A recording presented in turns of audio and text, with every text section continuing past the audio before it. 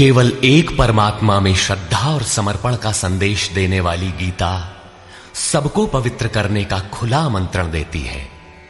सृष्टि में कहीं भी रहने वाले अमीर अथवा गरीब, कुलीन तथा आदिवासी, पुण्यात्मा और पापी, स्त्री और पुरुष, सदाचारी एवं अत्यंत दुराचारी, सबका इसमें प्रवेश है। विशेषकर गीता पापियों के ही उद्धार का सुगम पथ बताती है। पुण्यात्मा तो भजते ही है। प्रस्तुत है उसी गीता की अद्वितीय व्याख्या, यथार्थ गीता का कैसेट प्रसारण।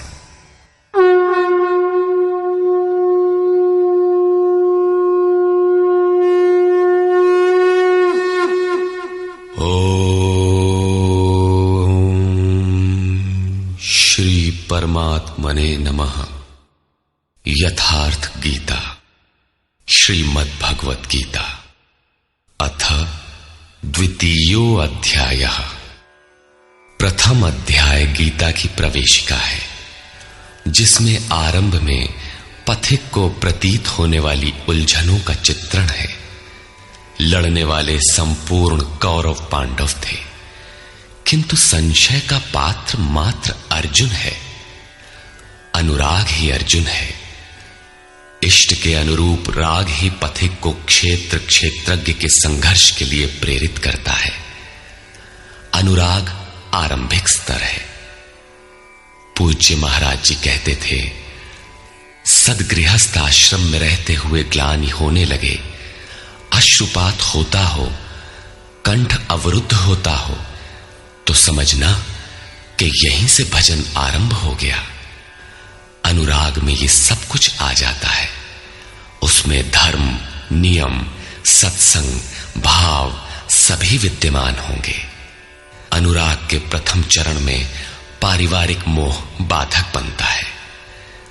पहले सभी चाहते हैं कि हम उस परम सत्य को प्राप्त कर लें, किंतु आगे बढ़ने पर वो देखता है कि इन मधुर संबंधों का उच्छेद करना होगा।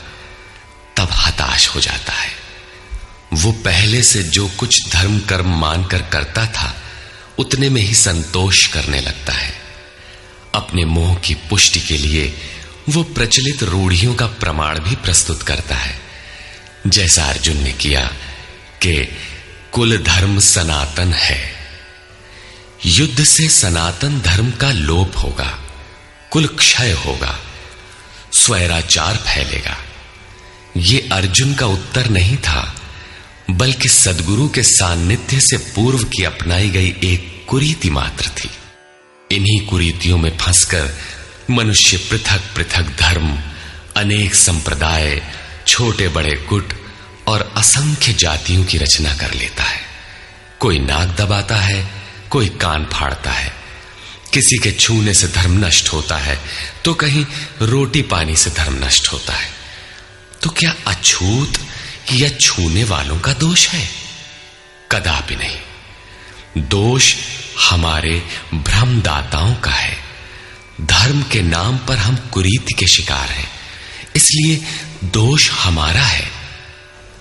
महात्मा बुद्ध के समय में केश कंबल एक संप्रदाय था, जिसमें केश को बढ़ाकर कंबल की तरह प्रयोग करने को पूर्णता का मानदंड माना जाता था। कोई गोव्रतिक गाय की भांति रहने वाला था, तो कोई कुक्कुरव्रतिक कुत्ते की तरह खाने पीने रहने वाला था। ब्रह्म विद्या का इनसे कोई संबंध नहीं है। संप्रदाय और कुरीतियां पहले भी थीं, आज भी हैं। ठीक इसी प्रकार कृष्ण काल में भी संप्रदाय थे, कुरीतियां थीं। उनमें से एकाध कुरीति का शिकार अर्जुन भी था। उसने 4 तर्क प्रस्तुत किए। 1, ऐसे युद्ध से सनातन धर्म नष्ट हो जाएगा। 2, वर्ण संकर पैदा होगा। 3, पिंडोदक क्रिया लोप होगी। और 4, हम लोग कुलक्षय द्वारा महान पाप करने को उद्यत हुए हैं। इस पर योगेश्वर श्री कृष्ण ने कहा, संजय उवाच।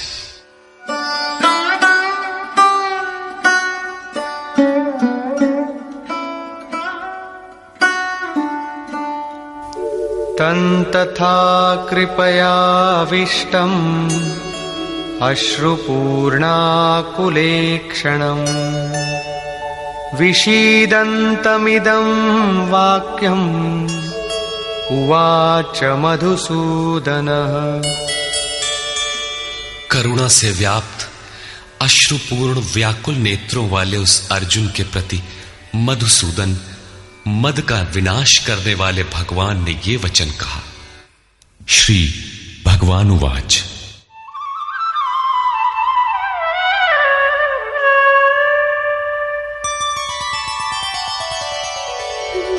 कुतस्त्वाकश्मलमिदं विषमे समुपस्थितम् अनार्यजुष्टमस्वर्ग्यम् अकीर्तिकरमर्जुन।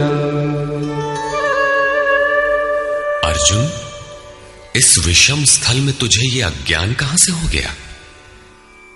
विषम स्थल अर्थात जिसकी समता का सृष्टि में कोई स्थल है ही नहीं, पारलौकिक है लक्ष्य जिसका, उस निर्विवाद स्थल पर तुझे अज्ञान कहां से हुआ? अज्ञान क्यों? अर्जुन तो सनातन धर्म की रक्षा के लिए कटिबद्ध है। क्या सनातन धर्म की रक्षा के लिए प्राणपण से तत्पर होना अज्ञान है? श्री कृष्ण कहते हैं, हां, ये अज्ञान है। न तो संभावित पुरुषों द्वारा इसका आचरण किया गया है, न स्वर्ग ही देने वाला है और न ये कीर्ति को ही करने वाला है। सन्मार्ग पर जो दृढ़तापूर्वक आरूढ़ है उसे आर्य कहते हैं। परिवार के लिए मरना मिटना यदि अज्ञान न होता तो महापुरुष उस पर अवश्य चले होते। यदि कुल धर्म ही सत्य होता तो स्वर्ग और कल्याण की निःश्रेणी अवश्य बनता। ये कीर्तिदायक भी नहीं है।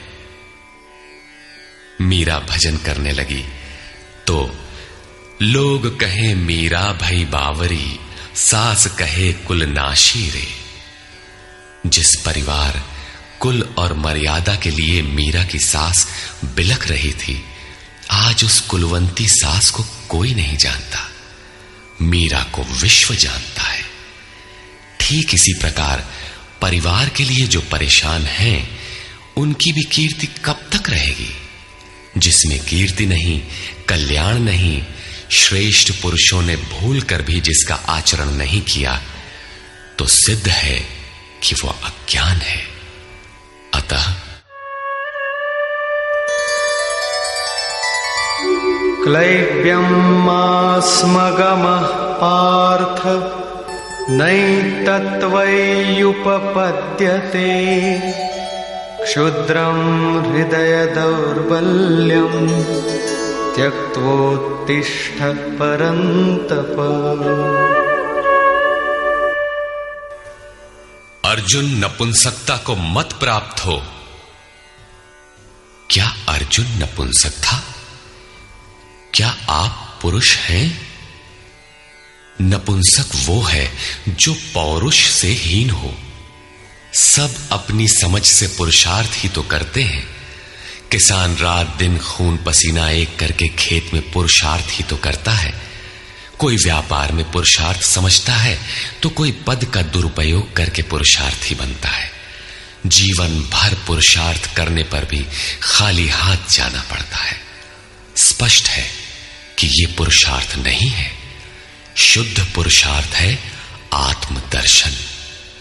गार्गी ने याज्ञवल्क्य से कहा, नपुंसक पुमान ज्ञेयो यो न वेत्ति हृदि स्थितम पुरुषम स्वप्रकाशम तस्मानंदात्मानमव्ययम्।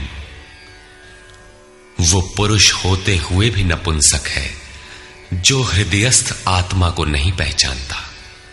वो आत्मा ही पुरुष स्वरूप स्वयं प्रकाश, उत्तम आनंद युक्त और अव्यक्त है।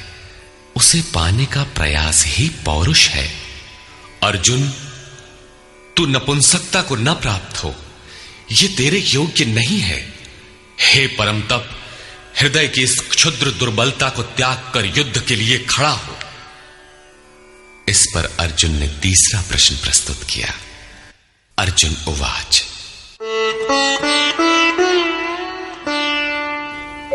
कथं भीष्ममहं संख्ये द्रोणं च मधुसूदन इषुभिः प्रतियोत्स्यामि पूजार्हावरिसूदन।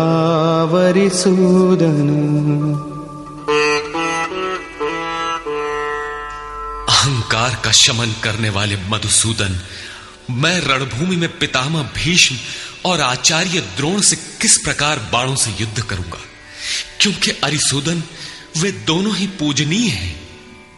द्वैत ही द्रोण है। प्रभु अलग हैं, हम अलग हैं। द्वैत का यह भान ही प्राप्ति की प्रेरणा का आरंभिक स्रोत है। यही द्रोणाचार्य का गुरुत्व है। भ्रम ही भीष्म है। जब तक भ्रम है तभी तक बच्चे, परिवार, रिश्तेदार सभी अपने लगते हैं। अपना लगने में भ्रम ही माध्यम है। आत्मा इन्हीं को पूज्य मानकर इनके साथ रहता है कि ये पिता हैं, दादा हैं, कुलगुरु हैं इत्यादि। साधन के पूर्ति काल में गुरु न चेला, पुरुष अकेला। न बंधुर न मित्रम गुरुर्नैव शिष्यः चिदानंद रूपः शिवोहम शिवोहम। जब चित्त उस परम आनंद में विलय हो जाता है तब न गुरु ज्ञान दाता और न शिष्य ग्रहण करता ही रह जाता है। यही परम की स्थिति है। गुरु का गुरुत्व प्राप्त कर लेने पर गुरुत्व एक जैसा हो जाता है। श्री कृष्ण कहते हैं, अर्जुन तुम मुझ में निवास करेगा। जैसे श्री कृष्ण वैसा ही अर्जुन, और ठीक वैसा ही प्राप्ति वाला महापुरुष हो जाता है। ऐसी अवस्था में गुरु का भी विलय हो जाता है। गुरुत्व हृदय में प्रवाहित हो जाता है। अर्जुन गुरु पद की ढाल बनाकर इस संघर्ष में प्रवृत्त होने से कतराना चाहता है। वो कहता है,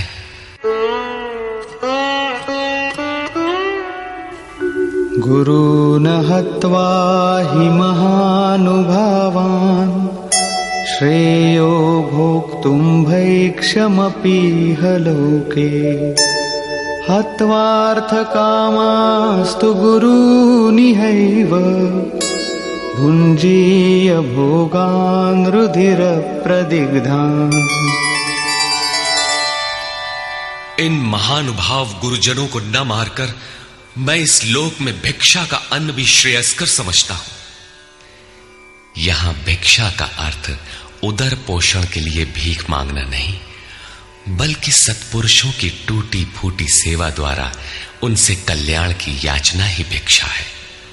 अन्नम ब्रह्मेति व्यजानात्। अन्न एकमात्र परमात्मा है, जिसे प्राप्त करके आत्मा सदा के लिए तृप्त हो जाता है, कभी अतृप्त नहीं रहता। हम महापुरुषों की सेवा और याचना द्वारा शनैः शनैः ब्रह्म पीयूष प्राप्त करें, किंतु ये परिवार न छूटे। यही अर्जुन के भिक्षान्न की कामना है। संसार में अधिकांश लोग ऐसा ही करते हैं। वे चाहते हैं कि पारिवारिक स्नेह संबंध न मारना पड़े और मुक्ति भी शनैः शनैः मिल जाए, किंतु चलने वाले पथिक के लिए, जिसके संस्कार इनसे ऊपर है, जिसमें संघर्ष की क्षमता है, स्वभाव में क्षत्रियत्व प्रवाहित है, उसके लिए इस भिक्षान्न का विधान नहीं है। स्वयं न करके याचना करना भिक्षान्न है। गौतम बुद्ध ने भी मध्यम निकाय के धम्म दायाद सुत्त में इस भिक्षान्न की आमिष दायाद कहकर उसे हेय माना है, जबकि शरीर यापन से सभी भिक्षु थे। इन गुरुजनों को मारकर मिलेगा क्या? इस लोक में रुधिर से सने अर्थ और काम के भोग ही तो भोगने को मिलेंगे। अर्जुन कदाचित सोचता था कि भजन से भौतिक सुखों की मात्रा में अभिवृद्धि होगी। इतना संघर्ष झेलने के बाद भी इस शरीर के पोषक अर्थ और काम के भोग ही तो मिलेंगे। वो पुनः तर्क देता है,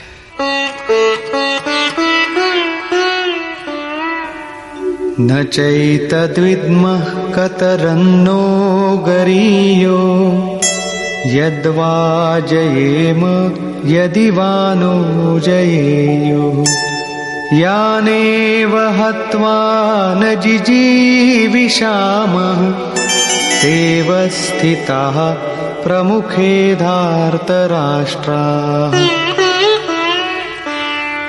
ये भी निश्चित नहीं है कि वो भोग मिलेगा ही। ये भी हम नहीं जानते कि हमारे लिए क्या करना श्रेयस्कर है, क्योंकि जो कुछ हमने कहा वो अज्ञान प्रमाणित हो गया। ये भी ज्ञात नहीं है कि हम जीतेंगे अथवा वे ही जीतेंगे। जिन्हें मारकर हम जीना भी नहीं चाहते, वे ही धृतराष्ट्र के पुत्र हमारे सामने खड़े हैं। अज्ञान रूपी धृतराष्ट्र से उत्पन्न मोह इत्यादि स्वजन समुदाय मिट ही जाएंगे, तब हम जीकर ही क्या करेंगे। अर्जुन पुनः सोचता है कि जो कुछ हमने कहा कदाचित ये भी अज्ञान हो, अतः प्रार्थना करता है। कार्पण्यदोषोपहतः स्वभावः पृच्छामि त्वां धर्मसम्मूढचेताः यच्छ्रेयस्यान्निश्चितं ब्रूहि तन्मे शिष्यस्तेऽहं शाधि मां त्वां प्रपन्नम्। कायरता के दोष से नष्ट स्वभाव वाला, धर्म के विषय में सर्वथा मोहित चित्त हुआ मैं आपसे पूछता हूं, जो कुछ निश्चित परम कल्याणकारी हो वो साधन मेरे लिए कहिए। यहां अर्जुन ने पूर्ण समर्पण कर दिया। अभी तक वो श्री कृष्ण को अपने स्तर का ही समझता था, अनेक विद्याओं में अपने को कुछ आगे ही मानता था। यहां उसने अपनी बागडोर श्री कृष्ण को वस्तुतः सौंप दी। सद्गुरु पूर्ति पर्यंत हृदय में रहकर साधक के साथ चलते हैं। यदि वे साथ न रहे तो साधक पार न हो। युवा कन्या के परिवार वाले जिस प्रकार शादी विवाह तक उसको संयम की शिक्षा देते हुए संभाल ले जाते हैं, ठीक उसी प्रकार सद्गुरु अपने शिष्य की अंतरात्मा से रथी होकर उसे प्रकृति की घाटियों से निकालकर पार कर देते हैं। अर्जुन निवेदन करता है कि भगवान, एक बात और है। नहि प्रपश्यामि ममापनुद्यात् यच्छोकमुच्छोषणमिन्द्रियाणाम् अवाप्य भूमावसपत्नमृद्धम् राज्यं सुराणामपि चाधिपत्यम्। भूमि पर निष्कंटक धन धान्य संपन्न राज्य को और देवताओं के स्वामीपन इंद्र पद को पाकर भी मैं उस उपाय को नहीं देखता जो मेरी इंद्रियों को सुखाने वाले शोक को दूर कर सके। जब शोक बना ही है तो ये सब लेकर ही मैं क्या करूंगा। यदि इतना ही मिलना है तो क्षमा करें। अर्जुन ने सोचा, अब इसके आगे बतावेंगे भी क्या। संजय उवाच। एवमुक्त्वा ऋषिकेशं गुडाकेशः परन्तप न योत्स्यैति गोविन्दम् उक्त्वा तूष्णीं बभूवः। संजय बोला, हे राजन, मोह निशाजयी अर्जुन ने हृदय के सर्वज्ञ श्री कृष्ण से ये कहकर कि गोविंद, मैं युद्ध नहीं करूंगा, चुप हो गया। अभी तक अर्जुन की दृष्टि पौराणिक है, जिसमें कर्म कांडों के साथ भोगों की उपलब्धि का विधान है, जिसमें स्वर्ग ही सब कुछ माना जाता है, जिस पर श्री कृष्ण प्रकाश डालेंगे कि ये विचारधारा भी गलत है। तमुवाच ऋषिकेशः प्रहसन्निव भारत सेनयोरुभयोर्मध्ये विषीदन्तमिदं वचः। उसके उपरांत हे भरतवंशी धृतराष्ट्र, अंतर्यामी योगेश्वर श्री कृष्ण ने दोनों सेनाओं के बीच में उस शोक युक्त अर्जुन को हंसते हुए से ये वचन कहा। श्री भगवानुवाच। अशोचानन्वशोचस्त्वं प्रज्ञावादांश्च भाषसे गतासु न गतासूश्च नानुशोचन्ति पंडिताः। अर्जुन, तू न शोक करने योग्यों के लिए शोक करता है और पंडितों के से वचन कहता है, किंतु बुद्धि संपन्न पंडित जन जिनके प्राण चले गए हैं उनके लिए तथा जिनके प्राण नहीं गए हैं उनके लिए भी शोक नहीं करते।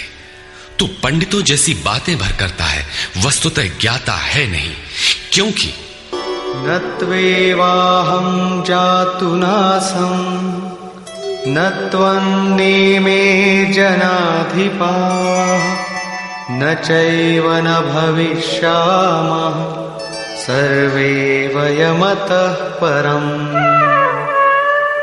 न तो ऐसा ही है कि मैं अर्थात सद्गुरु किसी काल में नहीं था, अथवा तू अनुरागी अधिकारी अथवा जनाधिपाह राजा लोग अर्थात राजसी वृत्ति में पाए जाने वाला अहम नहीं था, और न ऐसा ही है कि आगे हम सब नहीं रहेंगे। सद्गुरु सदैव रहता है, अनुरागी सदैव रहते हैं। यहां योगेश्वर ने योग की अनादिता पर प्रकाश डालते हुए भविष्य में भी उसकी विद्यमानता पर बल दिया। मरने वालों के लिए शोक न करने के लिए कारण बताते हुए उन्होंने कहा, देहिनोऽस्मिन् यथा देहे कौमारं यौवनं जरा तथा देहान्तरप्राप्तिः धीरस्तत्र न मुह्यति। जैसे जीवात्मा की इस देह में कुमार, युवा और वृद्ध अवस्था होती है, वैसे ही अन्य अन्य शरीर प्राप्ति। इसलिए धीर पुरुष मोहित नहीं होता है। कभी आप बालक थे, शनैः शनैः युवा हुए, तब आप मर तो नहीं गए, पुनः वृद्ध हुए, पुरुष एक ही है। उसी प्रकार लेश मात्र भी दरार नए देह की प्राप्ति पर नहीं पड़ती। कलेवर का यह परिवर्तन तब तक चलेगा जब तक परिवर्तन से परे वस्तु नहीं मिल जाती। मात्रा स्पर्शास्तु कौन्तेय शीतोष्ण सुख दुःखदाः आगमापायिनो नित्याः तां स्थितिक्षस्व भारत। हे कुंती पुत्र, सुख दुख, सर्दी और गर्मी को देने वाले इंद्रियों और विषयों के संयोग तो अनित्य हैं, क्षण भंगुर हैं। अतः भरतवंशी अर्जुन, तू इसका त्याग कर। अर्जुन इंद्रिय और विषय के संयोग जन्य सुख का स्मरण करके ही विकल था। कुल धर्म, कुल गुरुओं की पूज्यता इत्यादि इंद्रियों के लगाव के अंतर्गत है। ये क्षणिक हैं, झूठे हैं, नाशवान हैं। विषयों का संयोग न सदैव मिलेगा और न सदैव इंद्रियों में क्षमता ही रहेगी। अतः अर्जुन, तू इनका त्याग कर, सहन कर। क्यों? क्या हिमालय की लड़ाई थी जो अर्जुन सर्दी सहन करता? अथवा क्या ये रेगिस्तान की लड़ाई है जहां अर्जुन गर्मी सहन करे? कुरुक्षेत्र जैसा कि लोग बाहर बताते हैं समशीतोष्ण स्थली है। कुल 18 दिन तो लड़ाई हुई, इतने में कहां जाड़ा गर्मी बीत गई। वस्तुतः सर्दी गर्मी, दुख सुख, मान अपमान का सहन करना एक योगी पर निर्भर करता है। यह हृदय देश की लड़ाई का चित्रण है। बाहर युद्ध के लिए गीता नहीं कहती। यह क्षेत्र क्षेत्रज्ञ का संघर्ष है, जिसमें आसुरी संपद का सर्वथा शमन कर परमात्मा में स्थिति दिलाकर दैवी संपद भी शांत हो जाती है। जब विकार है ही नहीं तो सजातीय प्रवृत्तियां किस पर आक्रमण करें? अतः पूर्णत्व के साथ वे भी शांत हो जाती हैं, इससे पहले नहीं। गीता अंतर्देश की लड़ाई का चित्रण है। इस त्याग से मिलेगा क्या, इससे लाभ क्या है, इस पर श्री कृष्ण कहते हैं, यम हि न व्यथयन्त्येते पुरुषं पुरुषर्षभ समदुःख सुखं धीरं सोमृतत्वाय कल्पते। क्योंकि हे पुरुष श्रेष्ठ, दुख सुख को समान समझने वाले जिस धीर पुरुष को इंद्रियों और विषयों के संयोग व्यथित नहीं कर पाते, वो मृत्यु से परे अमृत तत्व की प्राप्ति के योग्य हो जाता है।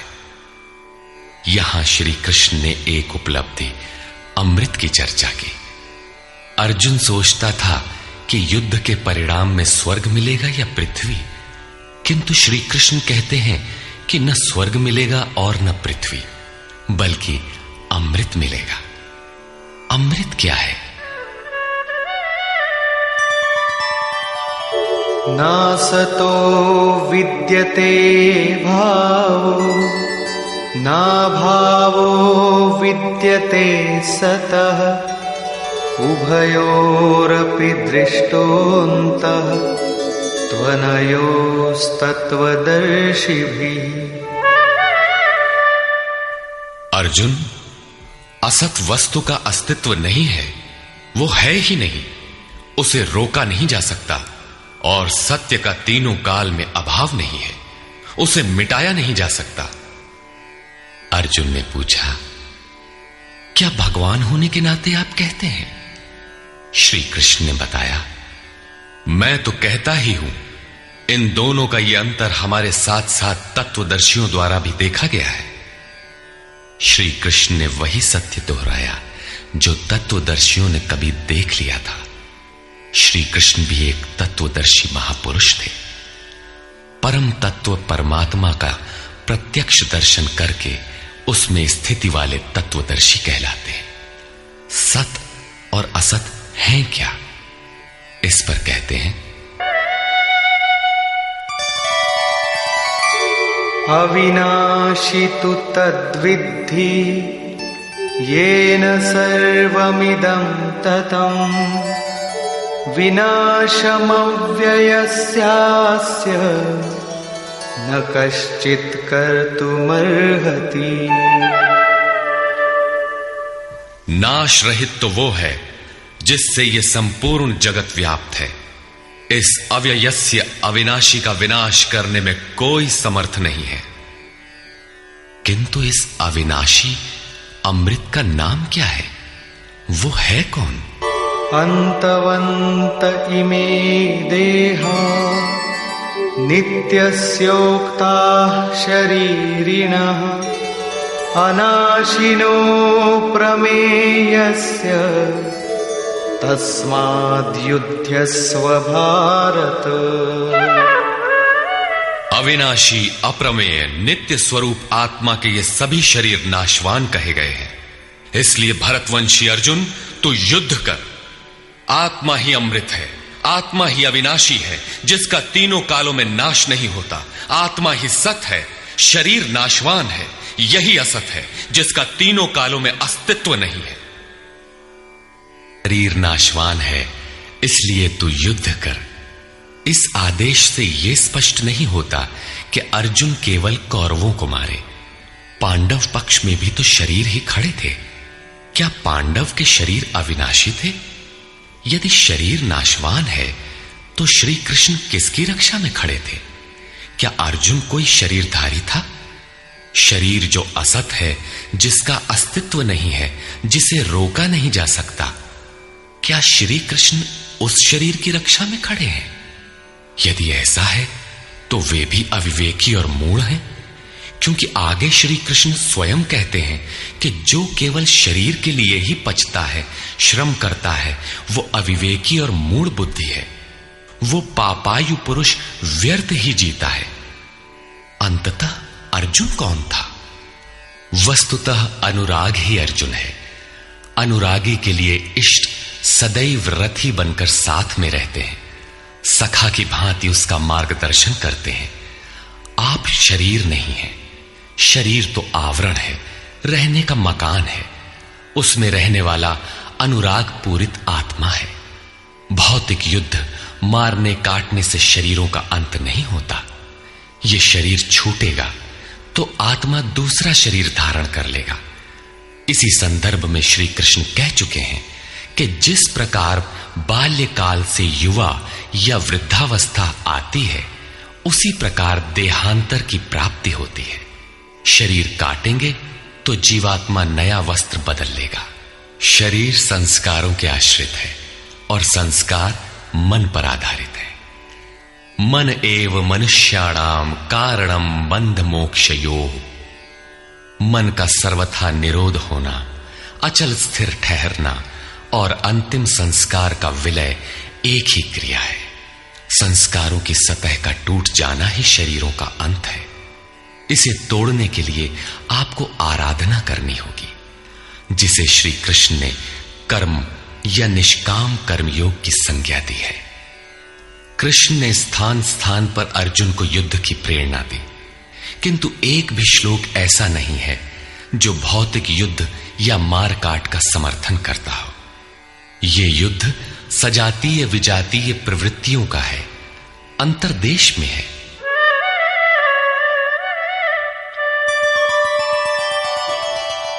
य एनं वेत्ति हन्तारम् यश्चैनं मन्यते हतम् उभौ तौ न विजानीतो नायं हन्ति न हन्यते। जो इस आत्मा को मारने वाला मानता है तथा जो इस आत्मा को मरा हुआ समझता है, वे दोनों ही आत्मा को नहीं जानते, क्योंकि ये आत्मा न तो मारता है और न मारा ही जाता है। पुनः इसी पर बल देते हैं। न जायते म्रियते वा कदाचिन् नायं भूत्वा भविता वा न भूयः अजो नित्यः शाश्वतोऽयं पुराणो न हन्यते हन्यमाने शरीरे। ये आत्मा किसी काल में न तो जन्मता है और न मरता है, क्योंकि ये वस्त्र ही तो बदलता है। न यह आत्मा होकर अन्य कुछ होने वाला है, क्योंकि यह अजन्मा है, नित्य है, शाश्वत और पुरातन है। शरीर के नाश होने पर भी उसका नाश नहीं होता। आत्मा ही सत्य है, आत्मा ही पुरातन है, आत्मा ही शाश्वत और सनातन है। आप कौन है? सनातन धर्म के अनुयायी। सनातन कौन है? आत्मा। आप आत्मा के अनुयायी हैं।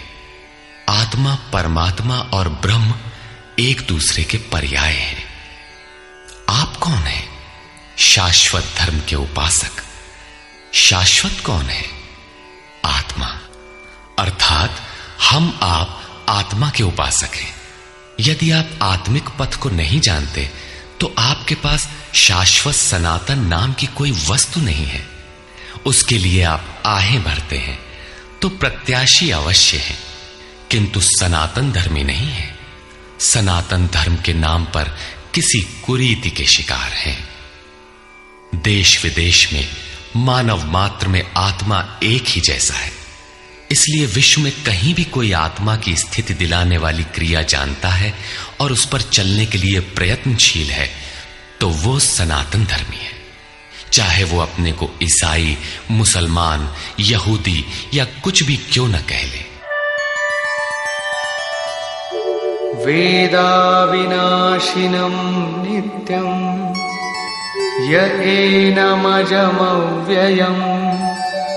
कथं स पुरुषः पार्थ कं घातयति हन्तिकम्। पार्थिव शरीर को रथ बनाकर ब्रह्म रूपी लक्ष्य पर अचूक निशाना लगाने वाला पृथा पुत्र अर्जुन, जो पुरुष इस आत्मा को नाश रहित, नित्य, अजन्मा और अव्यक्त जानता है, वो पुरुष कैसे किसी को मरवाता है और कैसे किसी को मारता है। अविनाशी का विनाश असंभव है, अजन्मा जन्म नहीं लेता, अतः शरीर के लिए शोक नहीं करना चाहिए। इसी को उदाहरण से स्पष्ट करते हैं।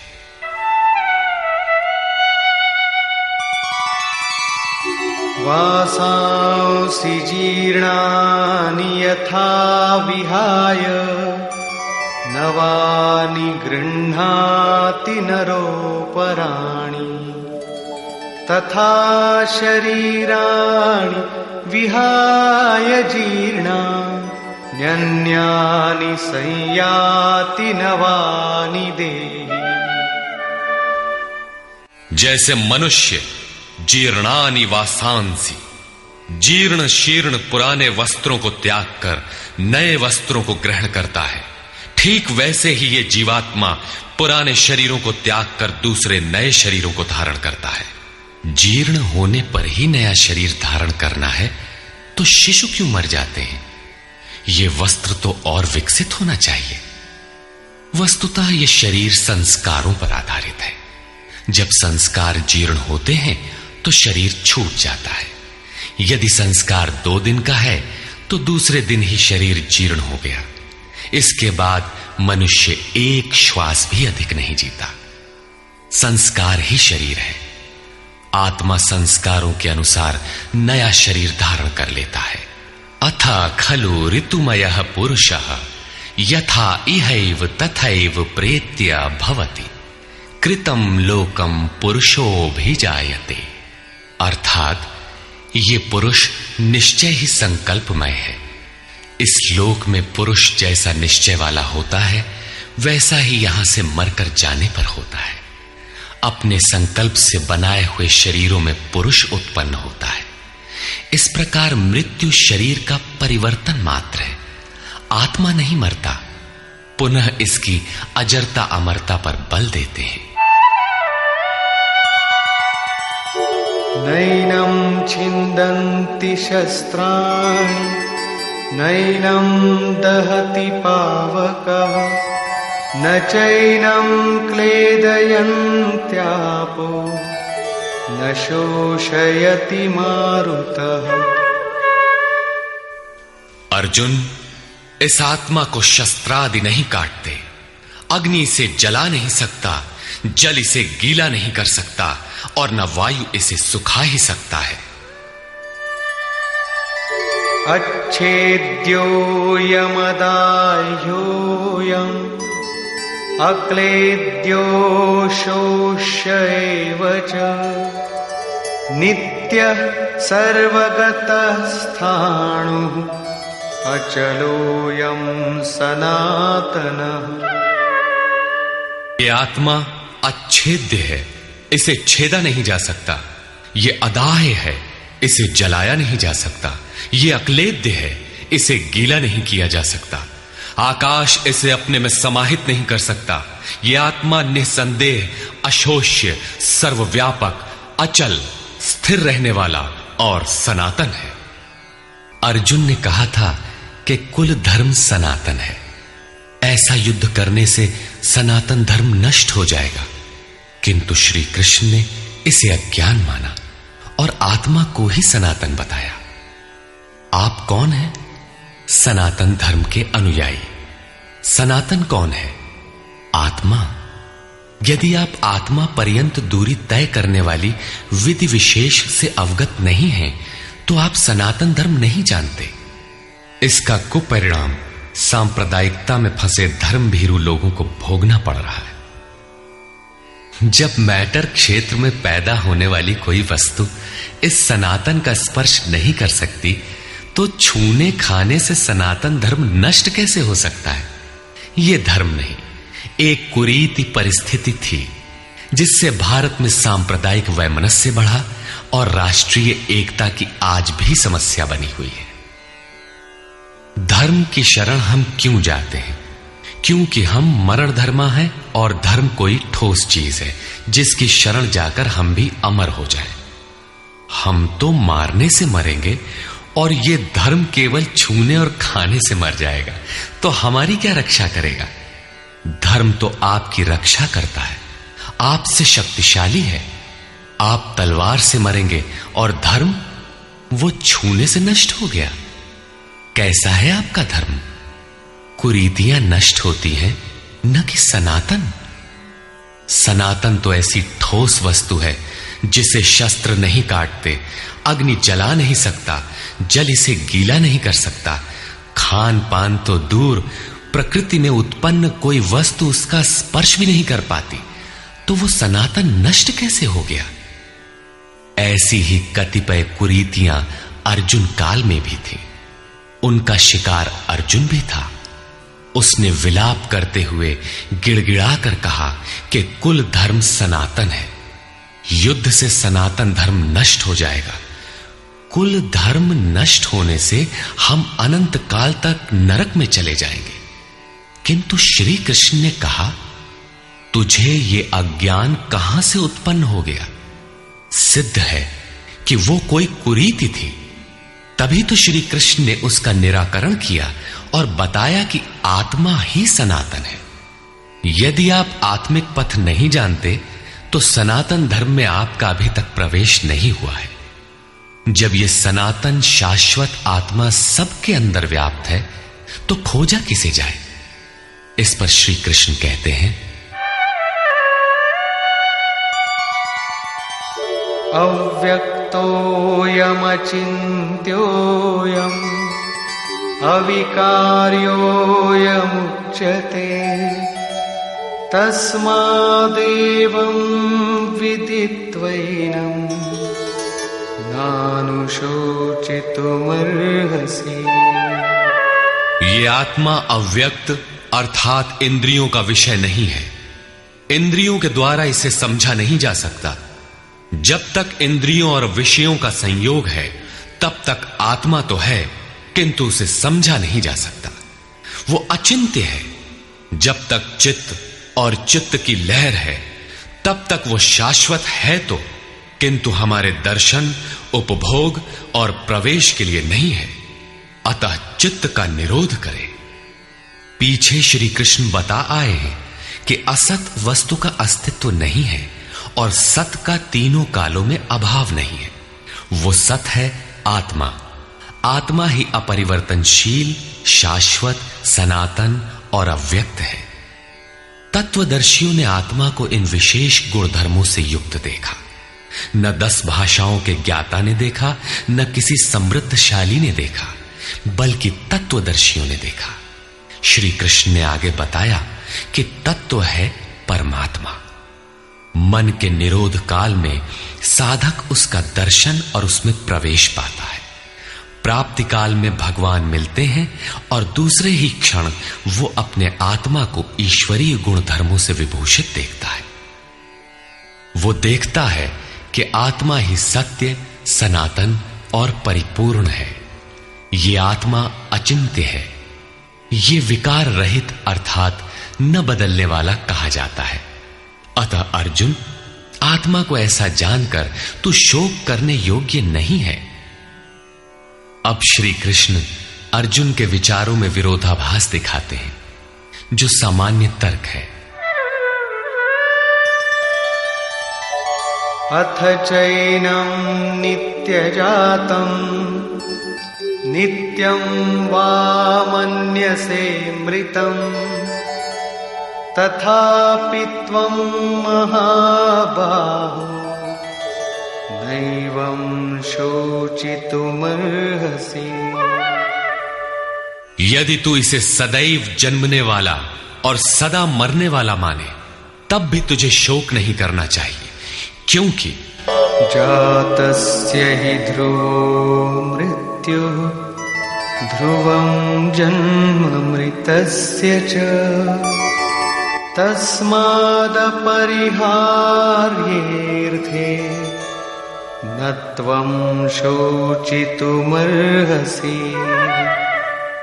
ऐसा मान लेने पर भी जन्मने वाले की निश्चित मृत्यु और मरने वाले का निश्चित जन्म सिद्ध होता है। इसलिए भी तू बिना उपाय वाले इस विषय में शोक करने लायक नहीं है।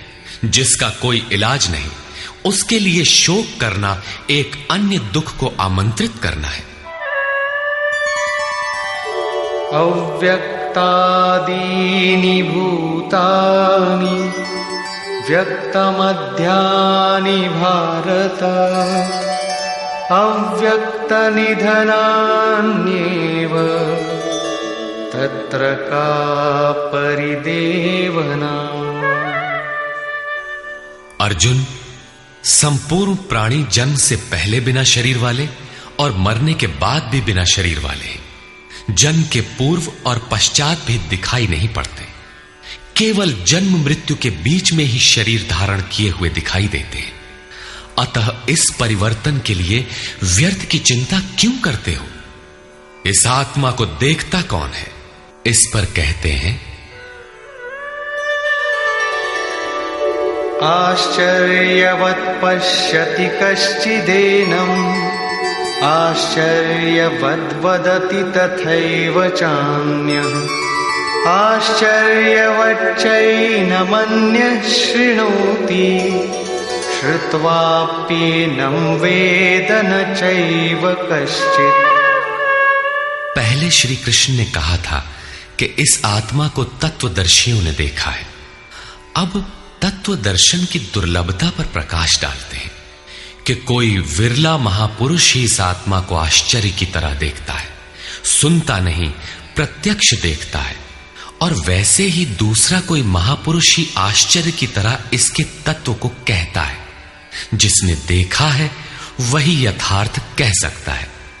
दूसरा कोई विरला साधक इसे आश्चर्य की भांति सुनता है। सब सुनते भी नहीं, क्योंकि ये अधिकारी के लिए ही है। हे अर्जुन, कोई कोई तो सुनकर भी इस आत्मा को नहीं जान पाते, क्योंकि साधन पार नहीं लगता। आप लाख ज्ञान की बातें सुने, समझें, बाल की खाल निकाल कर समझें, लालायित भी रहें, किंतु मोह बड़ा प्रबल है। थोड़ी देर बाद ही आप अपनी सांसारिक व्यवस्थाओं में लिप्त मिलेंगे। अंत में श्री कृष्ण निर्णय देते हैं, देहि नित्यमवध्योऽयम्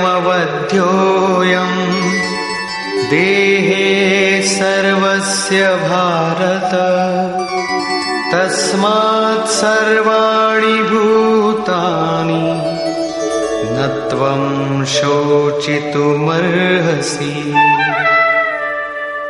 अर्जुन, ये आत्मा सबके शरीर में सदैव अवध्य है, अकाट्य है। इसलिए संपूर्ण भूत प्राणियों के लिए तो शोक करने योग्य नहीं है। आत्मा ही सनातन है। इस तथ्य का प्रतिपादन करके, इसका प्रभुता सहित वर्णन करके यह प्रश्न यहीं पूरा हो जाता है। अब प्रश्न खड़ा होता है कि इसकी प्राप्ति कैसे हो। संपूर्ण गीता में इसके लिए दो ही मार्ग हैं।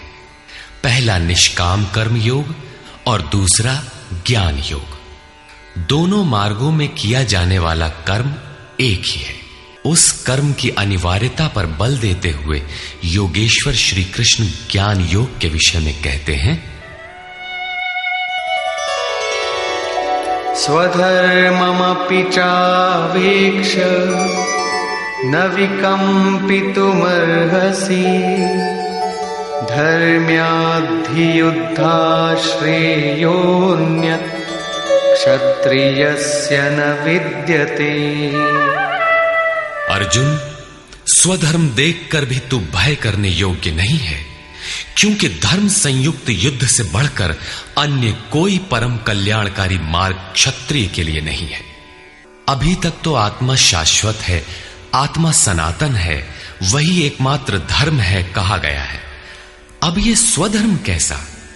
धर्म तो एकमात्र आत्मा ही है, वो तो अचल स्थिर है, तो धर्माचरण क्या? किंतु इस आत्म पथ में प्रवृत्त होने की क्षमता हर व्यक्ति की अलग अलग होती है। स्वभाव से उत्पन्न इस क्षमता को स्वधर्म कहा गया है।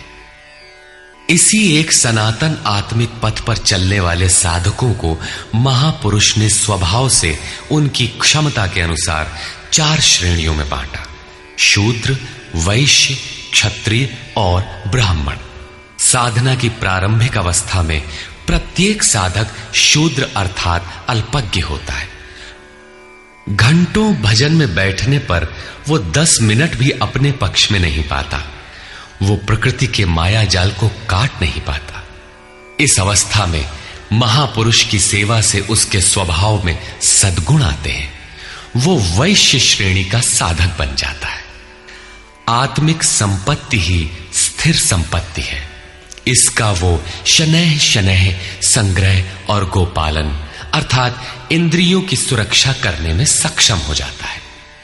काम क्रोध इत्यादि से इंद्रियों की हिंसा होती है तथा विवेक वैराग्य से इनकी सुरक्षा होती है, किंतु प्रकृति को निर्बीज करने की क्षमता उसमें नहीं होती।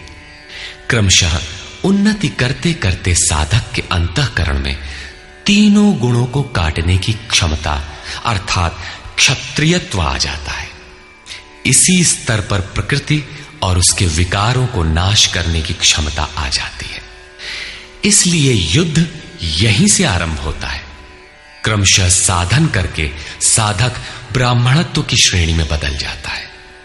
इस समय मन का शमन, इंद्रियों का दमन, धारावाही चिंतन, सरलता, अनुभव, ज्ञान इत्यादि लक्षण साधक में स्वाभाविक प्रवाहित होते हैं।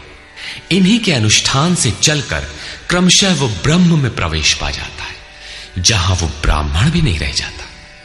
विदेह राजा जनक की सभा में महर्षि याज्ञवल्क्य ने चाक्रायण, उशस्ति, कहोल, आरुणि, उद्यालक और गार्गी के प्रश्नों का समाधान करते हुए बताया कि आत्म साक्षात्कार का पूर्णतया संपादन करने वाला ही ब्राह्मण होता है। ये आत्मा ही लोक परलोक और समस्त प्राणियों को भीतर से नियमित करता है। सूर्य, चंद्रमा, पृथ्वी, जल, वायु, अग्नि, तारागण, अंतरिक्ष, आकाश एवं प्रत्येक क्षण इस आत्मा के ही प्रशासन में है। ये तुम्हारा आत्मा अंतर्यामी अमृत है। आत्मा अक्षर है, इससे भिन्न सब नाशवान है। जो कोई इसी लोक में इस अक्षर को न जानकर हवन करता है, तप करता है, हजारों वर्षों तक यज्ञ करता है, उसका ये सब कर्म नाशवान है। जो कोई भी इस अक्षर को जाने बिना इस लोक से मरकर जाता है, वो दयनीय है, कृपण है, और जो इस अक्षर को जानकर इस लोक से मरकर जाता है, वो ब्राह्मण है। अर्जुन क्षत्रिय श्रेणी का साधक है। श्री कृष्ण कहते हैं कि क्षत्रिय श्रेणी के साधक के लिए युद्ध के अतिरिक्त कोई कल्याणकारक रास्ता है ही नहीं। प्रश्न उठता है कि क्षत्रिय है क्या? प्रायः लोग इसका आशय समाज में जन्मना उत्पन्न ब्राह्मण, क्षत्रिय, वैश्य, शूद्र जातियों से लेते हैं। इन्हें ही 4 वर्ण मान लिया जाता है, किंतु नहीं। शास्त्रकार ने स्वयं बताया है कि क्षत्रिय क्या है, वर्ण क्या है। यहां उन्होंने केवल क्षत्रिय का नाम लिया और आगे 18वें अध्याय तक इस प्रश्न का समाधान प्रस्तुत किया कि वस्तुतः ये वर्ण हैं क्या और कैसे इनमें परिवर्तन होता है। श्री कृष्ण ने कहा, चातुर्वर्ण्यम मया सृष्टम। 4 वर्णों की सृष्टि मैंने की, तो क्या मनुष्यों को बांटा? श्री कृष्ण कहते हैं कि नहीं, गुण कर्म विभागशः, गुणों के माध्यम से कर्म को 4 भागों में बांटा। यह देखना है कि वो कर्म क्या है जिसे बांटा गया। गुण परिवर्तनशील है। साधना की उचित प्रक्रिया द्वारा तामसी से राजसी और राजसी से सात्विक गुणों में प्रवेश मिलता जाता है। अंततः ब्राह्मण स्वभाव बन जाता है। उस समय ब्रह्म में प्रवेश दिला देने वाली सारी योग्यताएं उस साधक में रहती हैं। वर्ण संबंधी प्रश्न यहां से आरंभ होकर 18वें अध्याय में जाकर पूर्ण होता है। श्री कृष्ण की मान्यता है, श्रेयान् स्वधर्मो विगुणः परधर्मात् स्वनुष्ठितात्। स्वभाव से उत्पन्न इस धर्म में प्रवृत्त होने की क्षमता जिस स्तर की हो, भले ही वो गुण रहित शूद्र श्रेणी की हो, तब भी परम कल्याण करती है, क्योंकि आप क्रमशः वहीं से उत्थान करते हैं।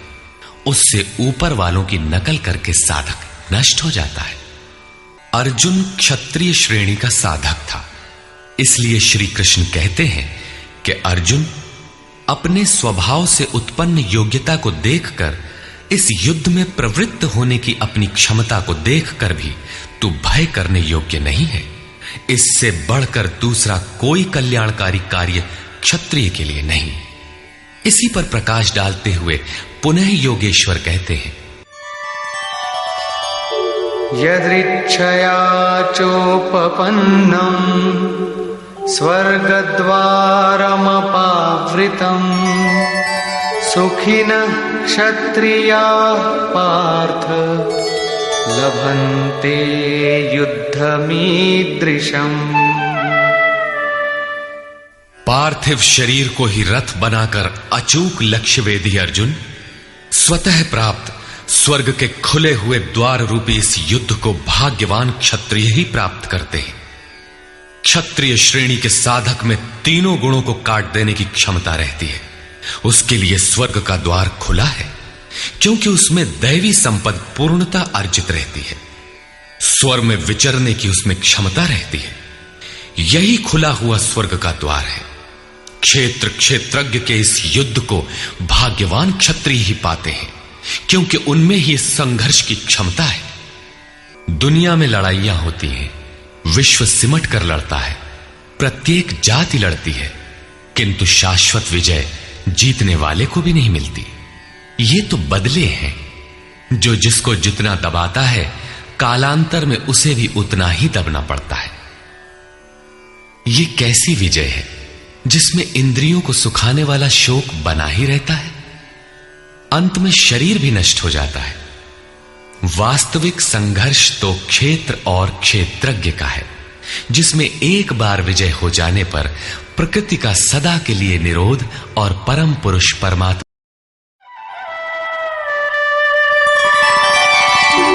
अथ चेत्त्वमिमं धर्म्यं संग्रामं न करिष्यसि ततः स्वधर्मं कीर्तिं च हित्वा पापमवाप्स्यसि। और यदि तू इस धर्मयुक्त संग्राम अर्थात शाश्वत सनातन परम धर्म परमात्मा में प्रवेश दिलाने वाला धर्म युद्ध नहीं करेगा, तो स्वधर्म अर्थात स्वभाव से उत्पन्न संघर्ष करने की क्षमता, क्रिया में प्रवृत्त होने की क्षमता को खोकर पाप अर्थात आवागमन और अपकीर्ति को प्राप्त होगा। अपकीर्ति पर प्रकाश डालते हैं।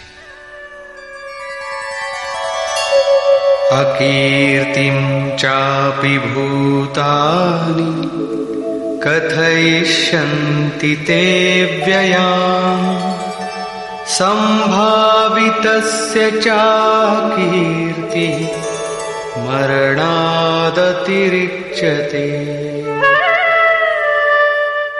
सब लोग बहुत काल तक तेरी अपकीर्ति का कथन करेंगे।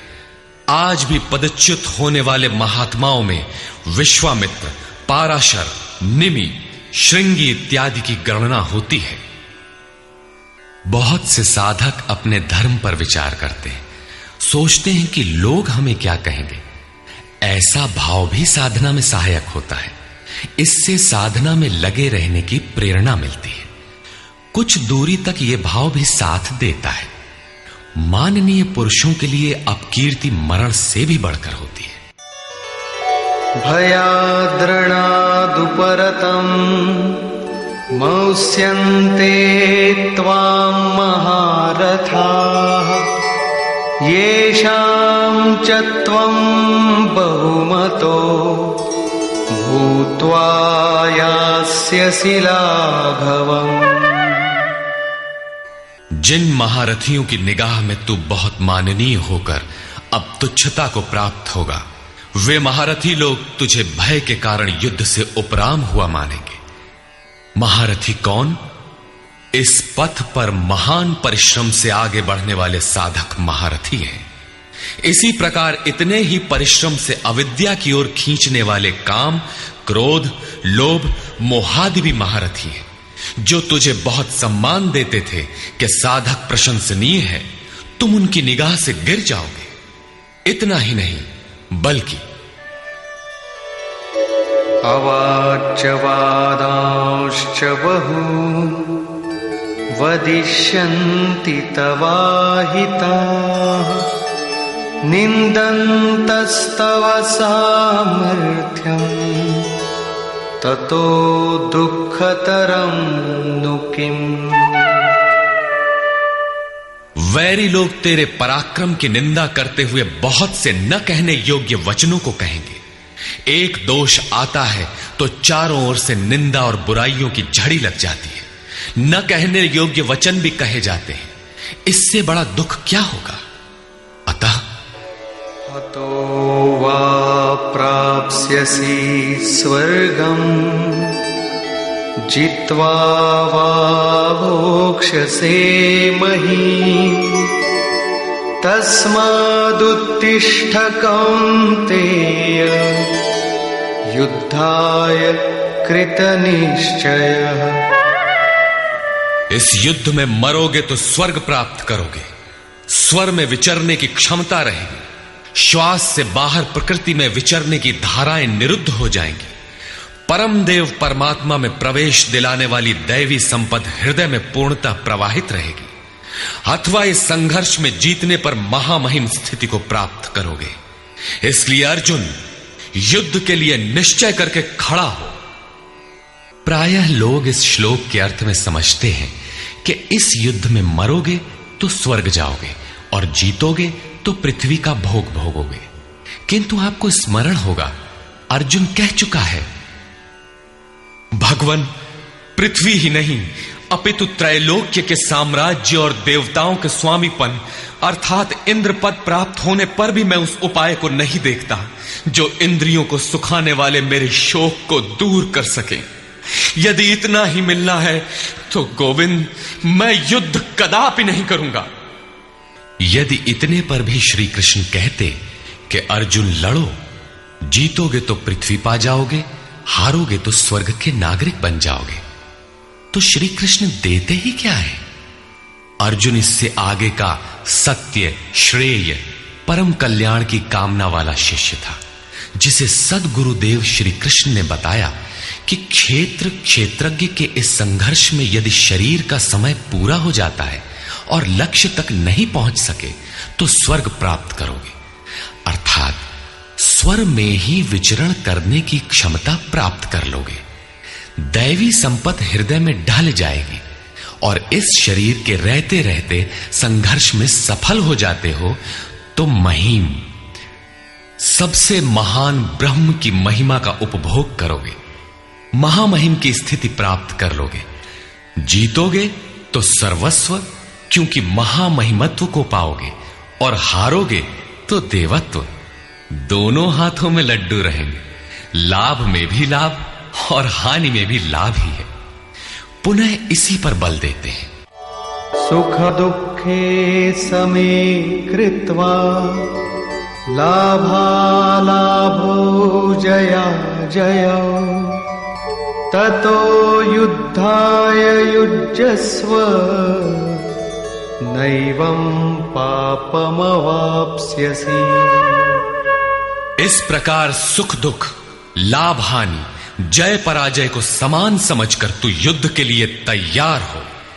युद्ध करने से तू पाप को प्राप्त नहीं होगा, अर्थात सुख में सर्वस्व और दुख में भी देवत्व है।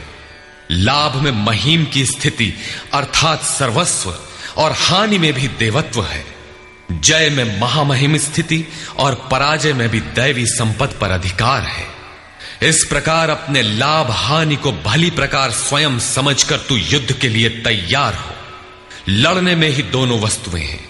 लड़ोगे तो पाप अर्थात आवागमन को प्राप्त नहीं होगे, अतः तू युद्ध के लिए तैयार हो। एषा ते विहिता सांख्ये बुद्धिर्योगे त्विमां शृणु बुद्ध्या युक्तो यया पार्थ कर्मबन्धं प्रहास्यसि।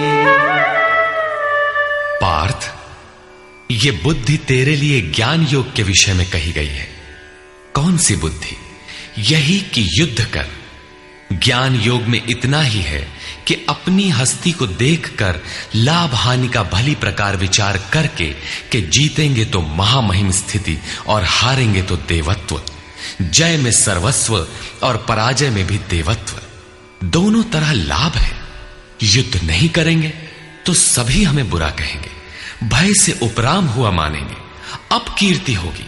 इस प्रकार अपने अस्तित्व को सामने रखकर स्वयं विचार कर युद्ध में अग्रसर होना ही ज्ञान योग है। प्रायः लोगों में भ्रांति है कि ज्ञान मार्ग में कर्म युद्ध नहीं करना पड़ता। वे कहते हैं कि ज्ञान मार्ग में कर्म नहीं है, मैं तो शुद्ध हूं, बुद्ध हूं, चैतन्य हूं, अहम ब्रह्मास्मि। गुण ही गुण में बरतते हैं, ऐसा मानकर हाथ पर हाथ रखकर बैठ जाते हैं। योगेश्वर श्री कृष्ण के अनुसार यह ज्ञान योग नहीं है। ज्ञान योग में भी वही कर्म करना है जो निष्काम कर्म योग में किया जाता है। दोनों में केवल बुद्धि का, दृष्टिकोण का अंतर है। ज्ञान मार्गी अपनी स्थिति समझकर अपने पर निर्भर होकर कर्म करता है, जबकि निष्काम कर्मयोगी इष्ट के आश्रित होकर कर्म करता है। करना दोनों मार्गों में है और वो कर्म भी एक ही है जिसे दोनों मार्गों में किया जाना है। केवल कर्म करने के दृष्टिकोण दो हैं। अर्जुन, इसी बुद्धि को अब तू कर्म योग के विषय में सुन, जिससे युक्त हुआ तू कर्मों के बंधन का अच्छी तरह नाश करेगा। यहां श्री कृष्ण ने कर्म का नाम पहली बार लिया, लेकिन यह नहीं बताया कि कर्म है क्या। अब कर्म न बताकर पहले कर्म की विशेषताओं पर प्रकाश डालते हैं।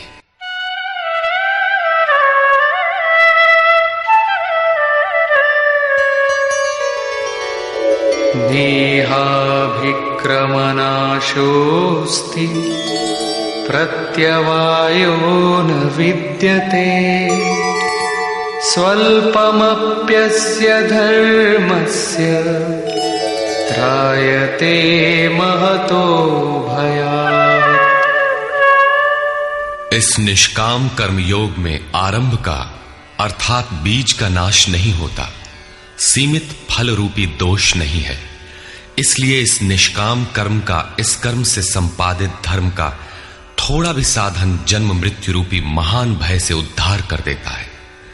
आप इस कर्म को समझें और उस पर 2 कदम चल भर दें, जो सदगृहस्थ आश्रम में रहकर ही चला जा सकता है।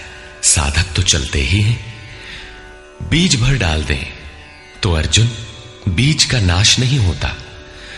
प्रकृति में कोई क्षमता नहीं, ऐसा कोई अस्त्र नहीं कि उस सत्य को मिटा दे। प्रकृति केवल आवरण डाल सकती है, कुछ देर कर सकती है, किंतु साधन के आरंभ को मिटा नहीं सकती। आगे श्री कृष्ण ने बताया कि सभी पापियों से भी बड़ा पापी ही क्यों न हो, ज्ञान रूपी नौका द्वारा निसंदेह पार हो जाएगा। ठीक उसी बात को यहां कहते हैं कि अर्जुन, निष्काम कर्म योग का बीजारोपण भर कर दें तो उस बीज का कभी नाश नहीं होता। विपरीत फल रूपी दोष भी इसमें नहीं होता कि आपको स्वर्ग, रिद्धियों या सिद्धियों तक पहुंचाकर छोड़ दे। आप ये साधन भले छोड़ दें, किंतु यह साधन आपका उद्धार करके ही छोड़ेगा। इस निष्काम कर्मयोग का थोड़ा सा भी साधन जन्म मृत्यु के महान भय से उद्धार कर देता है। अनेक जन्म संसिद्धस्ततो याति पराम गतिम। कर्म का यह बीजारोपण अनेक जन्म के पश्चात वहीं खड़ा कर देगा जहां परम धाम है, परम गति है। इसी क्रम में आगे कहते हैं, व्यवसायात्मिका बुद्धि एकेह कुरु नंदन बहुशाखा ह्यनन्ताश्च बुद्धयो व्यवसायिनाम्। अर्जुन, इस निष्काम कर्म योग में क्रियात्मक बुद्धि एक ही है, क्रिया एक है और परिणाम एक ही है। आत्मिक संपत्ति ही स्थिर संपत्ति है। इस संपत्ति को प्रकृति के द्वंद्व में शनैः शनैः अर्जित करना व्यवसाय है। ये व्यवसाय अथवा निश्चयात्मक क्रिया भी एक ही है। तब तो जो लोग बहुत सी क्रियाएं बताते हैं, क्या वे भजन नहीं करते? श्री कृष्ण कहते हैं, हां, वे भजन नहीं करते। उन पुरुषों की बुद्धि अनंत शाखाओं वाली होती है, इसलिए अनंत क्रियाओं का विस्तार कर लेते हैं। यामिमां पुष्पितां वाचं प्रवदन्त्य विपश्चितः वेदवादरताः पार्थ नान्यदस्तीति वादिनः कामात्मानः स्वर्गपरा जन्मकर्मफलप्रदां क्रियाविशेषबहुलां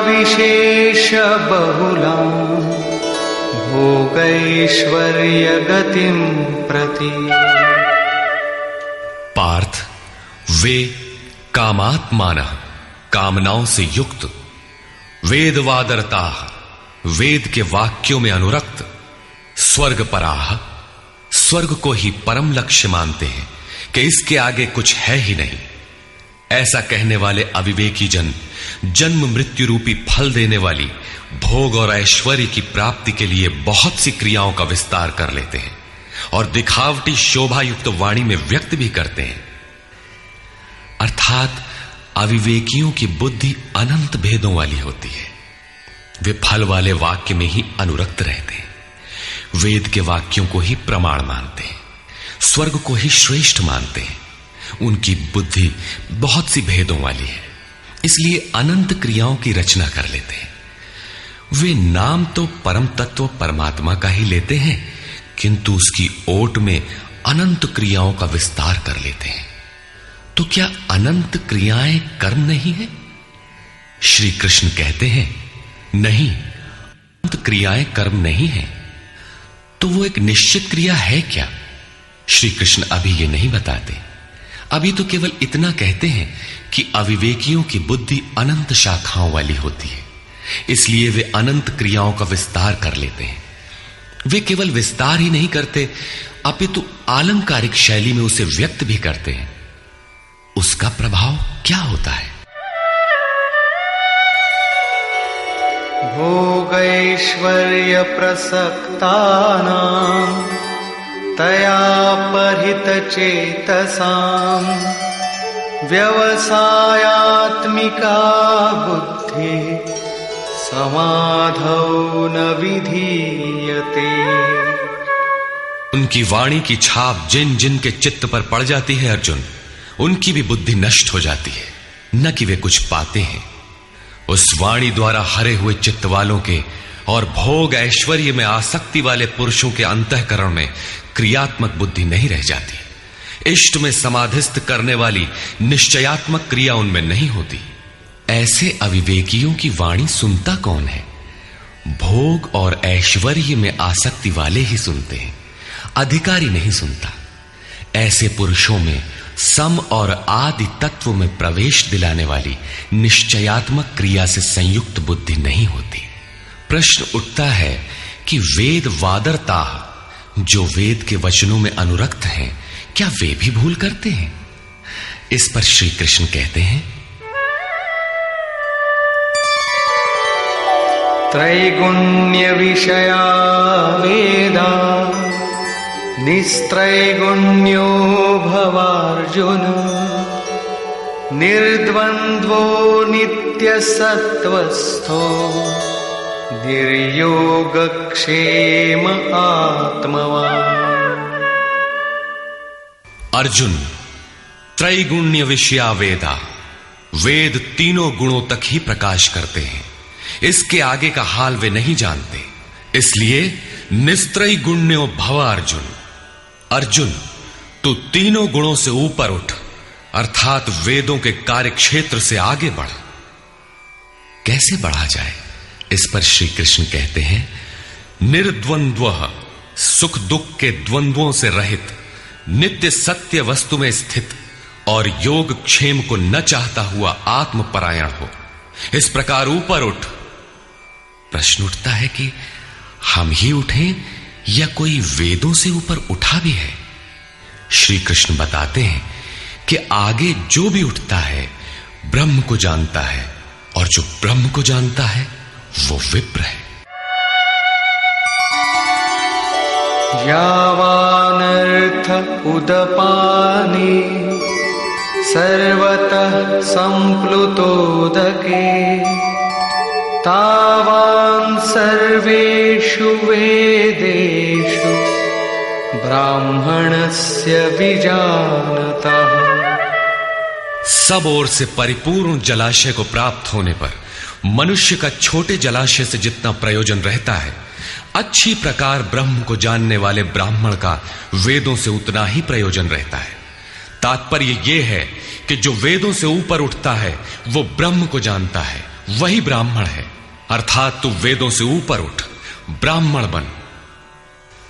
अर्जुन क्षत्रिय था। श्री कृष्ण कहते हैं कि ब्राह्मण बन।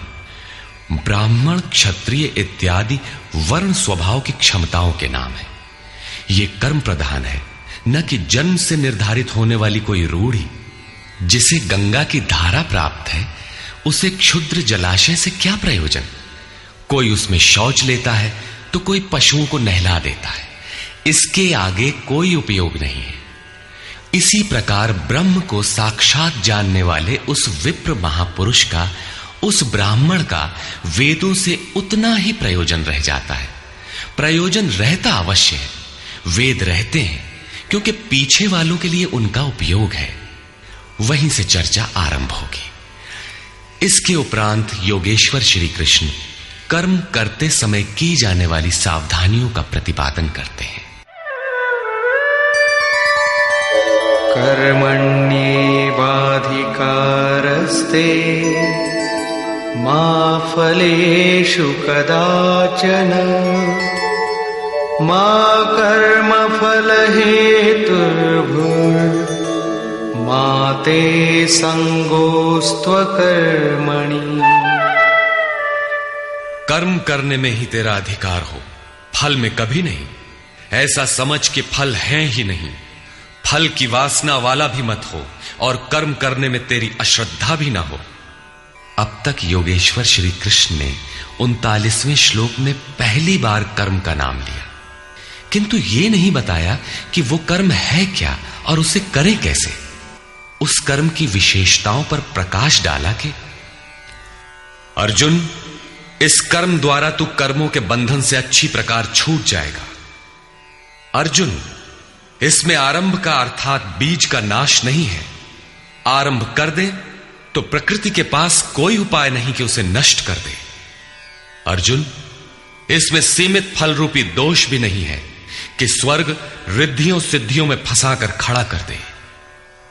अर्जुन, इस कर्म का थोड़ा भी साधन जन्म मरण के भय से उद्धार कराने वाला होता है। किंतु अभी तक उन्होंने यह नहीं बताया कि वो कर्म है क्या, किया कैसे जाए। इसी अध्याय के 41वें श्लोक में उन्होंने बताया, अर्जुन, इसमें निश्चयात्मक बुद्धि एक ही है, क्रिया एक ही है। तो क्या बहुत सी क्रिया वाले भजन नहीं करते? श्री कृष्ण कहते हैं, वे कर्म नहीं करते। इसका कारण बताते हुए कहते हैं कि अविवेकियों की बुद्धि अनंत शाखा वाली होती है, इसलिए वे अनंत क्रियाओं का विस्तार कर लेते हैं। वे दिखावटी शोभा युक्त वाणी में इन क्रियाओं को व्यक्त भी करते हैं। उनकी वाणी की छाप जिनके चित्त पर पड़ जाती है, उनकी भी बुद्धि नष्ट हो जाती है।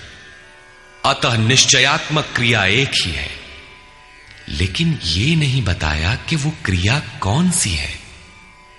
47वें श्लोक में उन्होंने कहा, अर्जुन, कर्म करने में ही तेरा अधिकार है, फल में कभी नहीं। फल की वासना वाला भी मत हो और कर्म करने में तेरी अश्रद्धा ना हो। अर्थात निरंतर करने के लिए उसी में लीन होकर करें। किंतु यह नहीं बताया कि वो कर्म है क्या। प्रायः इस श्लोक का उद्धरण देकर लोग कहते हैं कि कुछ भी करो, केवल फल की कामना मत करो, हो गया निष्काम कर्म योग।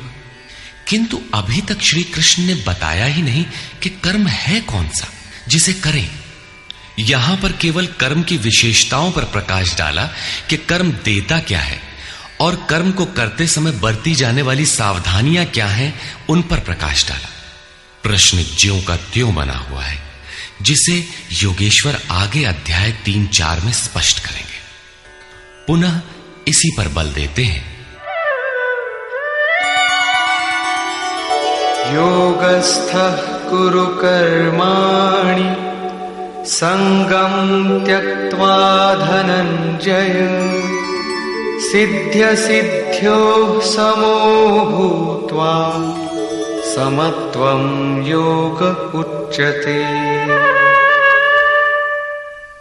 धनंजय, आसक्ति और संग दोष को त्याग कर सिद्धि और असिद्धि में समान भाव रखकर योग में स्थित होकर कर्म कर।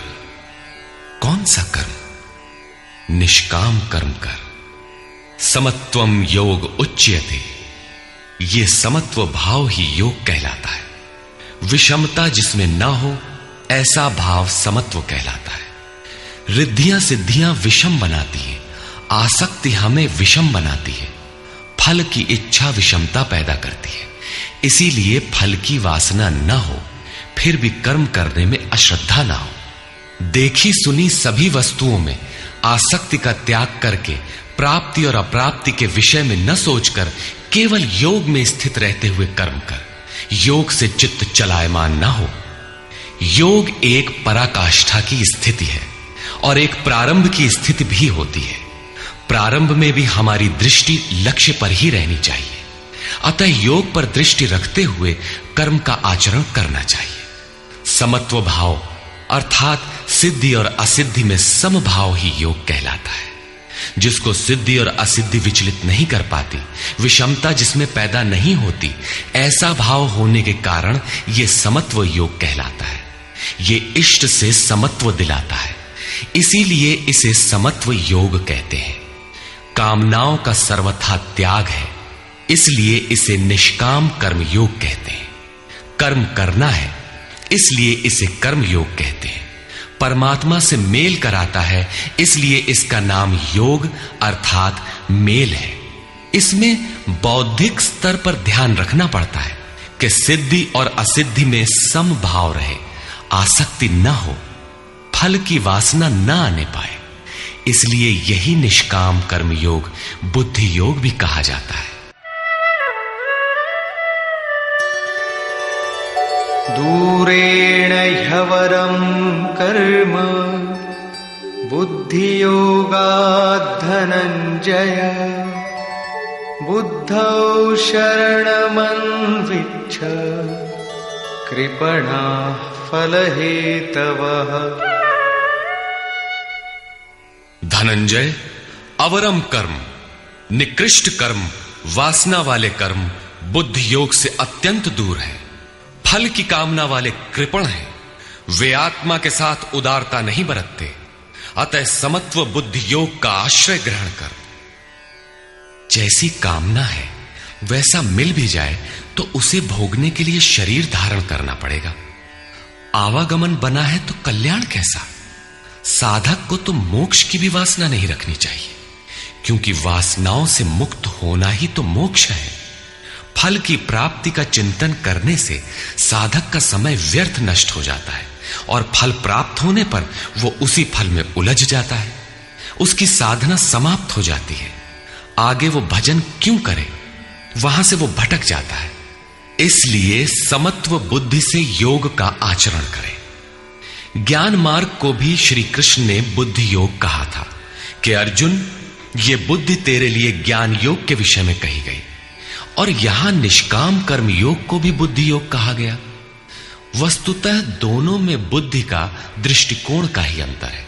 उसमें लाभ हानि का रिकॉर्ड रखकर उसे जांच कर चलना पड़ता है। इसमें भी बौद्धिक स्तर पर समत्व बनाए रखना पड़ता है। इसलिए इसे समत्व बुद्धि योग कहा जाता है।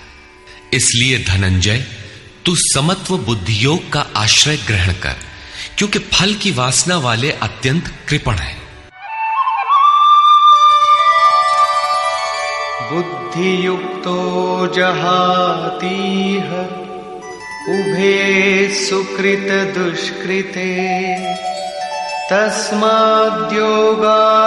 युज्यस्व योगः कर्मसु कौशलम्। समत्व बुद्धि युक्त पुरुष पुण्य पाप दोनों को ही इसी लोक में त्याग देता है, उनसे लिपायमान नहीं होता। इसलिए समत्व बुद्धि योग के लिए चेष्टा कर। योगः कर्मसु कौशलम। समत्व बुद्धि के साथ कर्मों का आचरण कौशल ही योग है। संसार में कर्म करने के दो दृष्टिकोण प्रचलित हैं। लोग कर्म करते हैं तो उसका फल भी अवश्य चाहते हैं, या फल न मिले तो कर्म करना ही नहीं चाहते। किंतु योगेश्वर श्री कृष्ण इन कर्मों को बंधनकारी बताते हुए आराधना को एकमात्र कर्म मानते हैं। इस अध्याय में उन्होंने कर्म का नाम मात्र लिया। अध्याय 3 के 9वें श्लोक में उसकी परिभाषा दी और चौथे अध्याय में कर्म के स्वरूप पर विस्तार से प्रकाश डाला। प्रस्तुत श्लोक में श्री कृष्ण ने सांसारिक परंपरा से हटकर कर्म करने की कला बताई कि कर्म तो करो, श्रद्धा पूर्वक करो, किंतु फल के अधिकार को स्वेच्छा से छोड़ दो। फल जाएगा कहां? यही कर्मों के करने का कौशल है। निष्काम साधक की समग्र शक्ति इस प्रकार कर्म में लगी रहती है। फिर भी जिज्ञासा स्वाभाविक है कि क्या सदैव कर्म ही करते रहना है या इसका कुछ परिणाम भी निकलेगा? इसे देखें।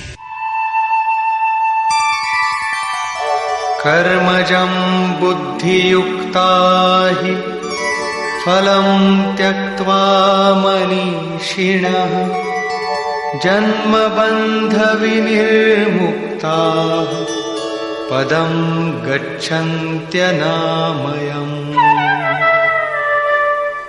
बुद्धि योग से युक्त ज्ञानी जन कर्मों से उत्पन्न होने वाले फल को त्याग कर जन्म और मृत्यु के बंधन से छूट जाते हैं। वे निर्दोष अमृतमय परम पद को प्राप्त होते हैं। अर्जुन की दृष्टि त्रिलोकी के साम्राज्य तथा देवताओं के स्वामीपन तक ही सीमित थी। इतने तक के लिए भी वो युद्ध में प्रवृत्त नहीं हो रहा था। यहां श्री कृष्ण उसे नवीन तथ्य उद्घाटित करते हैं कि आसक्ति रहित कर्म द्वारा अनामय पद प्राप्त होता है। निष्काम कर्म योग परम पद को दिलाता है, जहां मृत्यु का प्रवेश नहीं है। इस कर्म में प्रवृत्ति कब होगी? यदा ते मोह कलिलं बुद्धिर्व्यतितरिष्यति तदा गन्तासि निर्वेदं श्रोतव्यस्य श्रुतस्य च।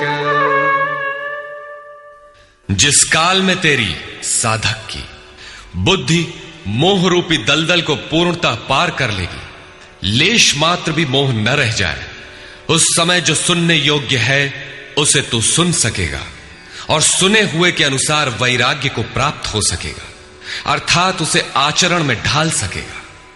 अभी तो जो सुनने लायक है उसे न तो तू सुन पाया है और आचरण का तो प्रश्न ही नहीं खड़ा होता। इसी योग्यता पर पुनः प्रकाश डालते हैं।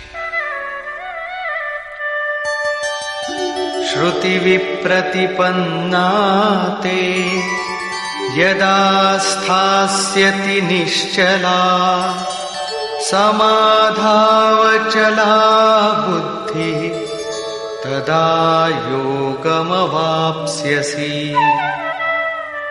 अनेक प्रकार के वेद वाक्यों को सुनकर विचलित हुई तेरी बुद्धि जब परमात्म स्वरूप में समाधिस्थ होकर अचल स्थिर ठहर जाएगी, तब तू समत्व योग को प्राप्त होगा, पूर्ण समस्थिति को प्राप्त करेगा, जिसे अनामय परम पद कहते हैं। यही योग की पराकाष्ठा है और यही अप्राप्त की प्राप्ति है। वेदों से तो शिक्षा ही मिलती है, किंतु श्री कृष्ण कहते हैं श्रुति विप्रतिपन्ना। श्रुतियों के अनेक सिद्धांतों को सुनने से बुद्धि विचलित हो जाती है। सिद्धांत तो अनेकों सुने, लेकिन जो सुनने योग्य है लोग उससे दूर ही रहते हैं। ये विचलित बुद्धि जिस समय समाधि में स्थिर हो जाएगी, तब तू योग की पराकाष्ठा अमृत पद को प्राप्त करेगा।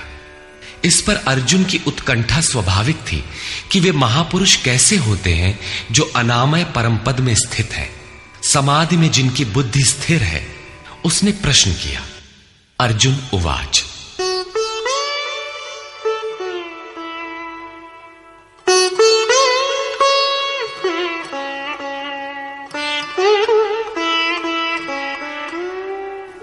स्थितप्रज्ञस्य का भाषा समाधिस्थस्य केशव स्थितधिः किं प्रभाषेत किमासीत व्रजेत किम्। समाधीयते चित्तम यस्मिन् स आत्मा एव समाधिः। जिसमें चित्त का समाधान किया जाए वो आत्मा ही समाधि है। अनादि तत्व में जो समत्व प्राप्त कर ले उसे समाधिस्थ कहते हैं। अर्जुन ने पूछा, केशव, समाधिस्थ स्थिर बुद्धि वाले महापुरुष के क्या लक्षण हैं? स्थित प्रज्ञ पुरुष कैसे बोलता है, वो कैसे बैठता है, वो कैसे चलता है? 4 प्रश्न अर्जुन ने किए। इस पर भगवान श्री कृष्ण ने स्थित प्रज्ञ के लक्षण बताते हुए कहा। श्री भगवान उवाच।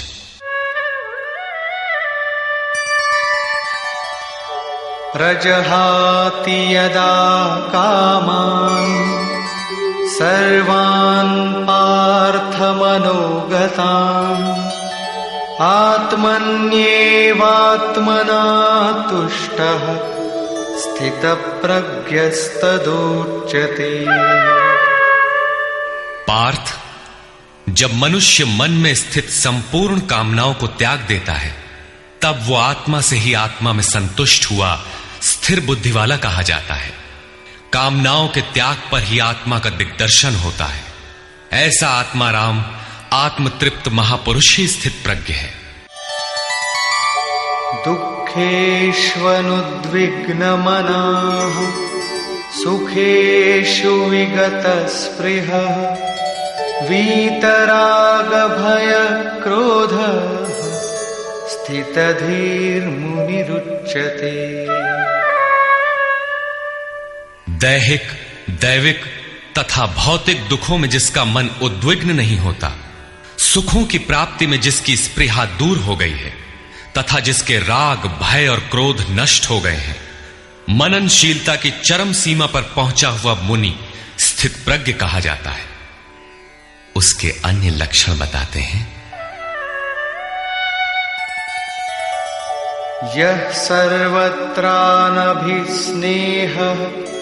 तत्तत्प्राप्य शुभाशुभम् नाभिनन्दति न द्वेष्टि तस्य प्रज्ञा प्रतिष्ठिता।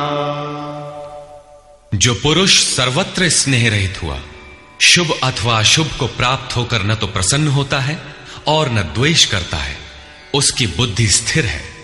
शुभ वो है जो परमात्म स्वरूप में लगाता है, अशुभ वो है जो प्रकृति की ओर ले जाने वाला होता है। किंतु स्थित प्रज्ञ पुरुष अनुकूल परिस्थितियों से न प्रसन्न होता है और न प्रतिकूल परिस्थितियों से द्वेष करता है, क्योंकि प्राप्त होने योग्य वस्तु न उससे भिन्न है और न पतित करने वाले विकार ही उसके लिए है। अर्थात अब साधन से उसका अपना कोई प्रयोजन नहीं रहा। ऐसा व्यक्ति स्थित प्रज्ञ कहा जाता है। यदा संहरते चायं कूर्मोऽङ्गानीव सर्वशः इन्द्रियाणीन्द्रियार्थेभ्यः तस्य प्रज्ञा प्रतिष्ठिता। जिस प्रकार कछुआ अपने अंगों को समेट लेता है, ठीक वैसे ही ये पुरुष जब सब ओर से अपने अंगों को समेट लेता है तब उसकी बुद्धि स्थिर होती है। खतरे को देखते ही कछुआ जिस प्रकार अपने सिर और पैर समेट लेता है, ठीक इसी प्रकार जो पुरुष विषयों में विचरती हुई इंद्रियों को सब ओर से समेटकर हृदय देश में निरोध कर लेता है, उस काल में उस पुरुष की बुद्धि स्थिर होती है। किंतु ये तो एक दृष्टांत मात्र है। खतरे का एहसास मिटते ही कछुआ तो अपने अंगों को पुनः फैला देता है। क्या इसी प्रकार स्थित प्रज्ञ महापुरुष भी विषयों में रस लेने लगता है? इस पर कहते हैं, विषया विनिवर्तन्ते निराहारस्य देहिनः रसवर्जं रसोऽप्यस्य परं दृष्ट्वा निवर्तते। इंद्रियों द्वारा विषयों को न ग्रहण करने वाले पुरुषों के विषय तो निवृत्त हो जाते हैं, क्योंकि वे ग्रहण ही नहीं करते, किंतु उनका राग नहीं निवृत्त होता, आसक्ति लगी रहती है। संपूर्ण इंद्रियों को विषयों से समेटने वाले निष्काम कर्मी का राग भी परम दृष्टवा, परम तत्व परमात्मा का साक्षात्कार करके निवृत्त हो जाता है। महापुरुष कछुए की तरह अपनी इंद्रियों को विषयों में नहीं फैलाता। एक बार जब इंद्रियां सिमट गईं तो संस्कार ही मिट जाते हैं, पुनः वे नहीं निकलते। निष्काम कर्मयोग के आचरण द्वारा परमात्मा के प्रत्यक्ष दर्शन के साथ उस पुरुष का विषयों से राग भी निवृत्त हो जाता है। प्रायः चिंतन पथ में हठ करते हैं। हठ से इंद्रियों को रोककर वे विषय से तो निवृत्त हो जाते हैं, किंतु मन में उनका चिंतन राग लगा रहता है। ये आसक्ति परम दृष्टवा परमात्मा का साक्षात्कार करने के बाद ही निवृत्त होती है, इसके पूर्व नहीं। पूज्य महाराज जी इस संबंध में अपनी एक घटना बताया करते थे। गृह त्याग से पूर्व उन्हें 3 बार आकाशवाणियां हुई थी। हमने पूछा, महाराज जी आपको आकाशवाणी क्यों हुई, हम लोगों को तो नहीं हुई? तब इस पर महाराज जी कहे, हो ई शंका मोहू के बही रही, अर्थात ये संदेह मुझे भी हुआ था। तब अनुभव में आया कि मैं 7 जन्म से लगातार साधु हूं। 4 जन्म तो केवल साधुओं सा वेश बनाए, तिलक लगाए, कहीं विभूति पोते, कहीं कमंडलु लिए विचरण कर रहा हूं। योग क्रिया की जानकारी नहीं थी, लेकिन पिछले 3 जन्म से बढ़िया साधु हूं, जैसा होना चाहिए। मुझ में योग क्रिया जागृत थी। पिछले जन्म में पार लग चला था, निवृत्ति हो चली थी, किंतु 2 इच्छाएं रह गई थी, एक तो स्त्री और दूसरी गांजा। अंतर मन में इच्छाएं थीं, किंतु बाहर से हमने शरीर को दृढ़ रखा। मन में वासना लगी थी, इसलिए जन्म लेना पड़ा। जन्म लेते ही भगवान ने थोड़े ही समय में सब दिखा सुनाकर निवृत्ति दिला दी। 2-3 चटकना दिया और साधु बना दिया। ठीक यही बात श्री कृष्ण कहते हैं कि इंद्रियों द्वारा विषयों को न ग्रहण करने वाले पुरुष के भी विषय तो निवृत्त हो जाते हैं, किंतु साधना द्वारा परम पुरुष परमात्मा का साक्षात्कार कर लेने पर वो विषयों के राग से भी निवृत्त हो जाता है। अतः जब तक साक्षात्कार न हो कर्म करना है। इंद्रियों को विषयों से समेटना कठिन है। इस पर प्रकाश डालते हैं, यततो ह्यपि कौन्तेय पुरुषस्य विपश्चितः इंद्रियाणि प्रमाथीनि हरन्ति प्रसभं मनः। कौन्तेय, प्रयत्न करने वाले मेधावी पुरुष की प्रमथनशील इंद्रियां उसके मन को बलात् हर लेती हैं, विचलित कर देती हैं। इसलिए तानि सर्वाणि संयम्य युक्त आसीत मत्परः वशे हि यस्येन्द्रियाणि तस्य प्रज्ञा प्रतिष्ठिता। उन संपूर्ण इंद्रियों को संयत करके योग से युक्त और समर्पण के साथ मेरे आश्रित हो, क्योंकि जिस पुरुष की इंद्रियां वश में होती हैं उसी की बुद्धि स्थिर होती है। यहां योगेश्वर श्री कृष्ण साधन के निषेधात्मक अवयवों के साथ उसके विधेयात्मक पहलू पर जोर देते हैं। केवल संयम और निषेध से इंद्रियां वश में नहीं होती। समर्पण के साथ इष्ट चिंतन अनिवार्य है।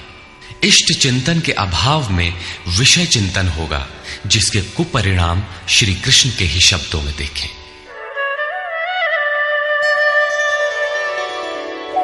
ध्यायतो विषयान् पुंसः संगस्तेषूपजायते संगात् संजायते कामः कामात् क्रोधोऽभिजायते। विषयों का चिंतन करने वाले पुरुष की उन विषयों में आसक्ति हो जाती है। आसक्ति से कामना उत्पन्न होती है। कामना पूर्ति में व्यवधान आने से क्रोध उत्पन्न होता है। क्रोध किसे जन्म देता है? क्रोधाद् भवति सम्मोहः सम्मोहात् स्मृतिविभ्रमः स्मृतिभ्रंशात् बुद्धिनाशो बुद्धिनाशात् प्रणश्यति। क्रोध से विशेष मूढ़ता अर्थात अविवेक उत्पन्न होता है। नित्य अनित्य वस्तु का विचार नहीं रह जाता। अविवेक से स्मरण शक्ति भ्रमित हो जाती है, जैसा अर्जुन को हुआ था। भ्रमतीव च मे मनः। गीता के समापन पर उसने कहा, नष्टो मोह स्मृतिर्लब्धा। क्या करें क्या न करें इसका निर्णय नहीं हो पाता। स्मृति भ्रमित होने से योग परायण बुद्धि नष्ट हो जाती है और बुद्धि नाश होने से ये पुरुष अपने श्रेय साधन से च्युत हो जाता है। यहां श्री कृष्ण ने बल दिया है कि विषयों का चिंतन नहीं करना चाहिए। साधक को नाम रूप लीला और धाम में ही कहीं लगे रहना चाहिए। भजन में ढील देने पर मन विषयों में जाएगा। विषयों के चिंतन से आसक्ति हो जाती है। आसक्ति से उस विषय की कामना साधक के अंतर मन में होने लगती है। कामना की पूर्ति में व्यवधान होने पर क्रोध, क्रोध से अविवेक, अविवेक से स्मृति भ्रम और स्मृति भ्रम से बुद्धि नष्ट हो जाती है। निष्काम कर्म योग को बुद्धि योग कहा जाता है, क्योंकि बुद्धि स्तर पर इसमें विचार रखना चाहिए कि कामनाएं न आने पाए। फल है ही नहीं। कामना आने से यह बुद्धि योग नष्ट हो जाता है। साधन करिय विचारहीन मन शुद्ध होए नहीं तैसे। विचार आवश्यक है। विचार शून्य पुरुष श्रेय साधन से नीचे गिर जाता है। साधन क्रम टूट जाता है, सर्वथा नष्ट नहीं होता। भोग के पश्चात साधन वहीं से पुनः आरंभ होता है जहां अवरुद्ध हुआ था। ये तो विषयाभिमुख साधक की गति है। स्वाधीन अंतःकरण वाला साधक किस गति को प्राप्त होता है? इस पर श्री कृष्ण कहते हैं, रागद्वेष वियुक्तैस्तु विषयानिन्द्रियैश्चरन् आत्मवश्यैर्विधेयात्मा प्रसादमधिगच्छति। आत्मा की विधि को प्राप्त प्रत्यक्षदर्शी महापुरुष राग द्वेष से रहित वश में की हुई अपनी इंद्रियों द्वारा विषयान चरण, विषयों में विचरता हुआ भी प्रसाद मधिगच्छति, अंतःकरण की निर्मलता को प्राप्त होता है। वो अपनी भाव दृष्टि में रहता है। महापुरुष के लिए विधि निषेध नहीं रह जाते। उसके लिए कहीं अशुभ नहीं रहता जिससे वो बचाव करे, तथा उसके लिए कोई शुभ शेष नहीं रह जाता जिसकी वो कामना करे।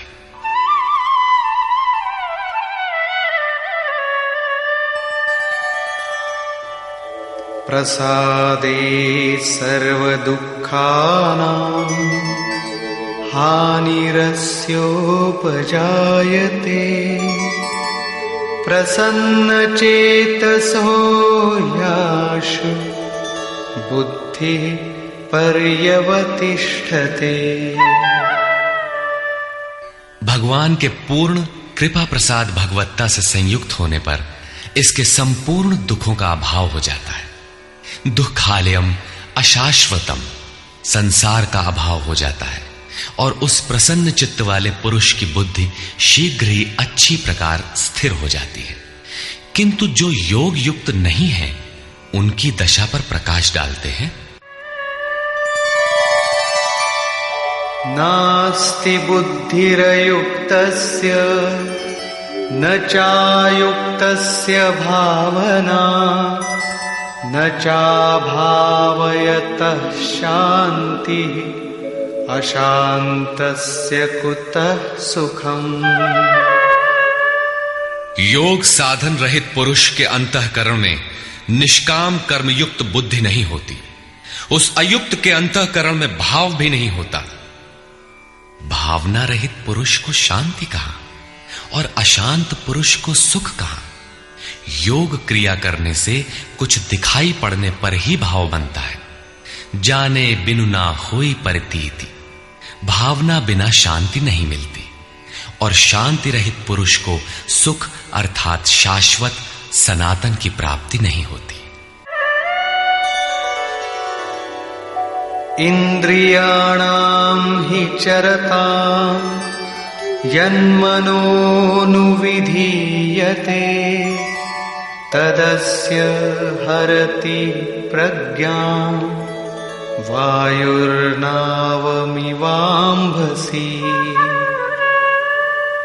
जल में नाव को जिस प्रकार वायु हरण करके गंतव्य से दूर कर देता है, ठीक वैसे ही विषयों में विचरण करती हुई इंद्रियों में जिस इंद्रिय के साथ मन रहता है, वो एक ही इंद्रिय उस अयुक्त पुरुष की बुद्धि को हर लेती है।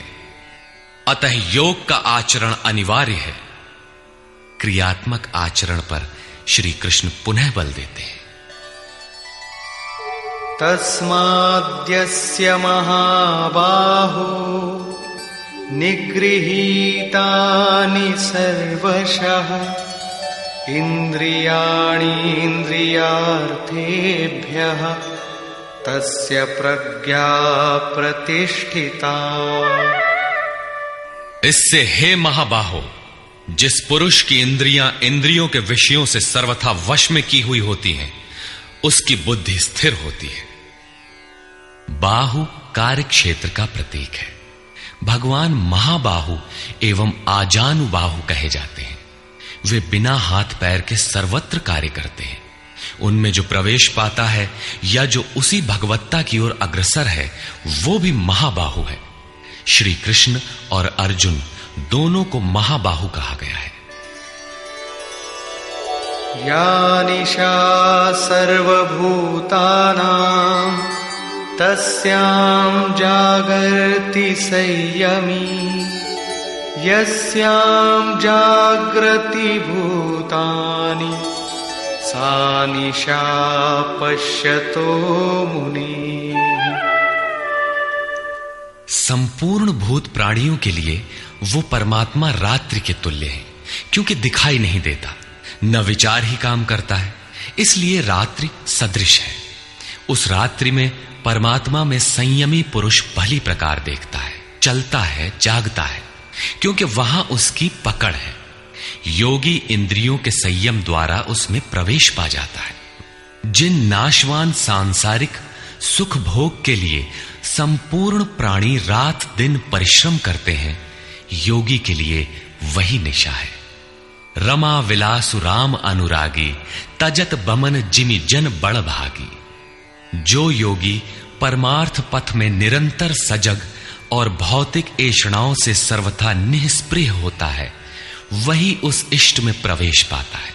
वो रहता तो संसार में ही है, किंतु संसार का उस पर प्रभाव नहीं पड़ता।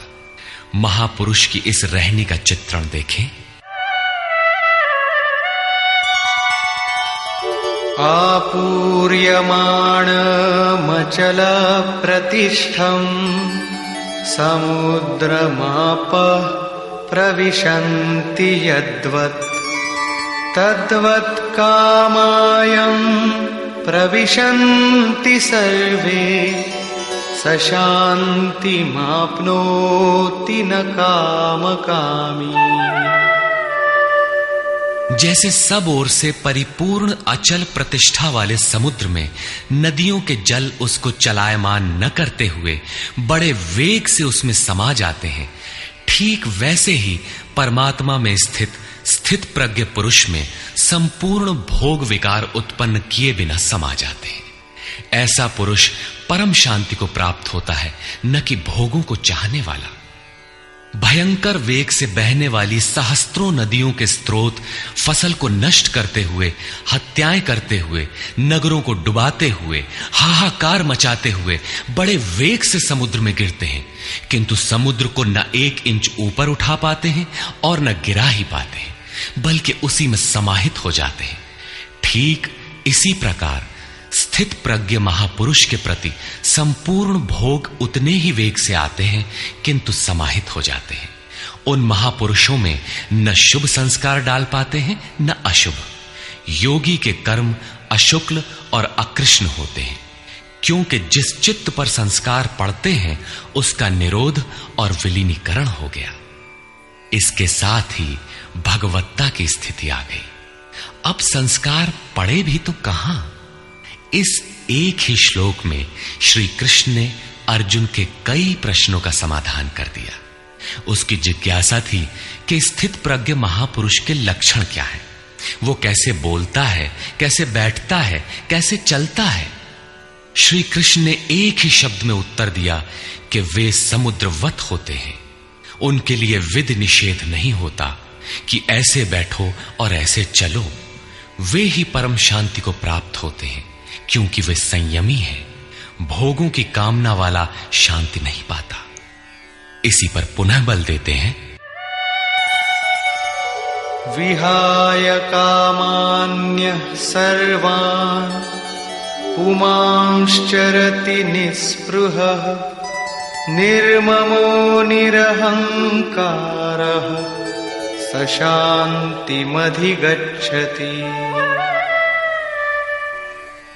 जो पुरुष संपूर्ण कामनाओं को त्याग कर निर्ममः, मैं और मेरे के भाव तथा अहंकार और स्पृहा से रहित होता हुआ बरतता है, वो उस परम शांति को प्राप्त होता है जिसके बाद कुछ भी पाना शेष नहीं रह जाता। एषा ब्राह्मी स्थितिः पार्थ नैनां प्राप्य विमुह्यति स्थित्वा स्यामन्तकालेऽपि ब्रह्मनिर्वाणमृच्छति।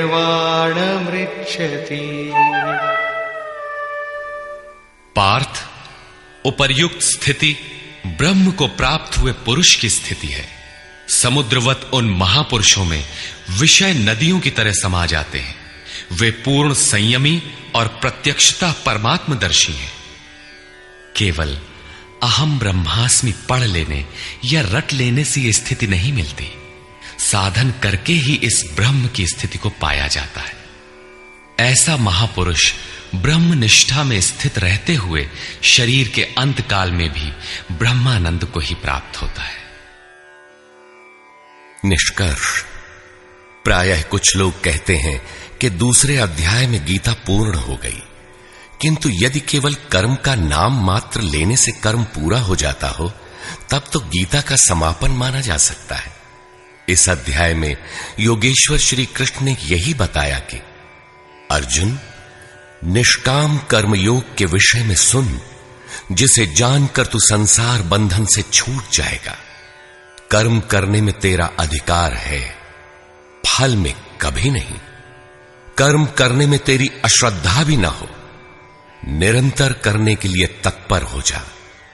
इसके परिणाम में तू परम दृष्टवा, परम पुरुष का दर्शन कर स्थित प्रज्ञ बनेगा, परम शांति पाएगा। किंतु यह नहीं बताया कि कर्म है क्या। यह सांख्य योग नामक अध्याय नहीं है। यह नाम शास्त्रकार का नहीं अपितु टीकाकारों की देन है। वे अपनी बुद्धि के अनुसार ही ग्रहण करते हैं, तो आश्चर्य क्या है। इस अध्याय में कर्म की गरिमा, उसे करने में बरती जाने वाली सावधानी और स्थित प्रज्ञ के लक्षण बताकर श्री कृष्ण ने अर्जुन के मन में कर्म के प्रति उत्कंठा जागृत की है। उसे कुछ प्रश्न दिए हैं। आत्मा शाश्वत है, सनातन है, उसे जानकर तत्वदर्शी बनो। उसकी प्राप्ति के 2 साधन हैं, ज्ञान योग और निष्काम कर्म योग। अपनी शक्ति को समझकर हानि लाभ का स्वयं निर्णय लेकर कर्म में प्रवृत्त होना ज्ञान मार्ग है, तथा इष्ट पर निर्भर होकर समर्पण के साथ उसी कर्म में प्रवृत्त होना निष्काम कर्म मार्ग या भक्ति मार्ग है। गोस्वामी तुलसीदास ने दोनों का चित्रण इस प्रकार किया है। मोरे प्रौढ़ तनय सम ज्ञानी, बालक सुत समदास अमानी, जनहि मोर बल निज बल ताही, दुह कह काम क्रोध रिपु आही। मेरे दो प्रकार के भजने वाले हैं, एक ज्ञान मार्गी, दूसरा भक्ति मार्गी। निष्काम कर्म मार्गी या भक्ति मार्गी शरणागत होकर मेरा आश्रय लेकर चलता है। ज्ञान योगी अपनी शक्ति सामने रखकर अपनी हानि लाभ का विचार कर अपने भरोसे चलता है, जबकि दोनों के शत्रु एक ही हैं। ज्ञान मार्गी को काम क्रोधादि शत्रुओं पर विजय पाना है और निष्काम कर्म योगी को भी इन्हीं से युद्ध करना है। कामनाओं का त्याग दोनों करते हैं और दोनों मार्गों में किया जाने वाला कर्म भी एक ही है। इस कर्म के परिणाम में परम शांति को प्राप्त हो जाओगे।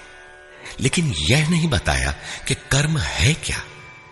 अब आपके भी समक्ष कर्म एक प्रश्न है। अर्जुन के मन में भी कर्म के प्रति जिज्ञासा हुई।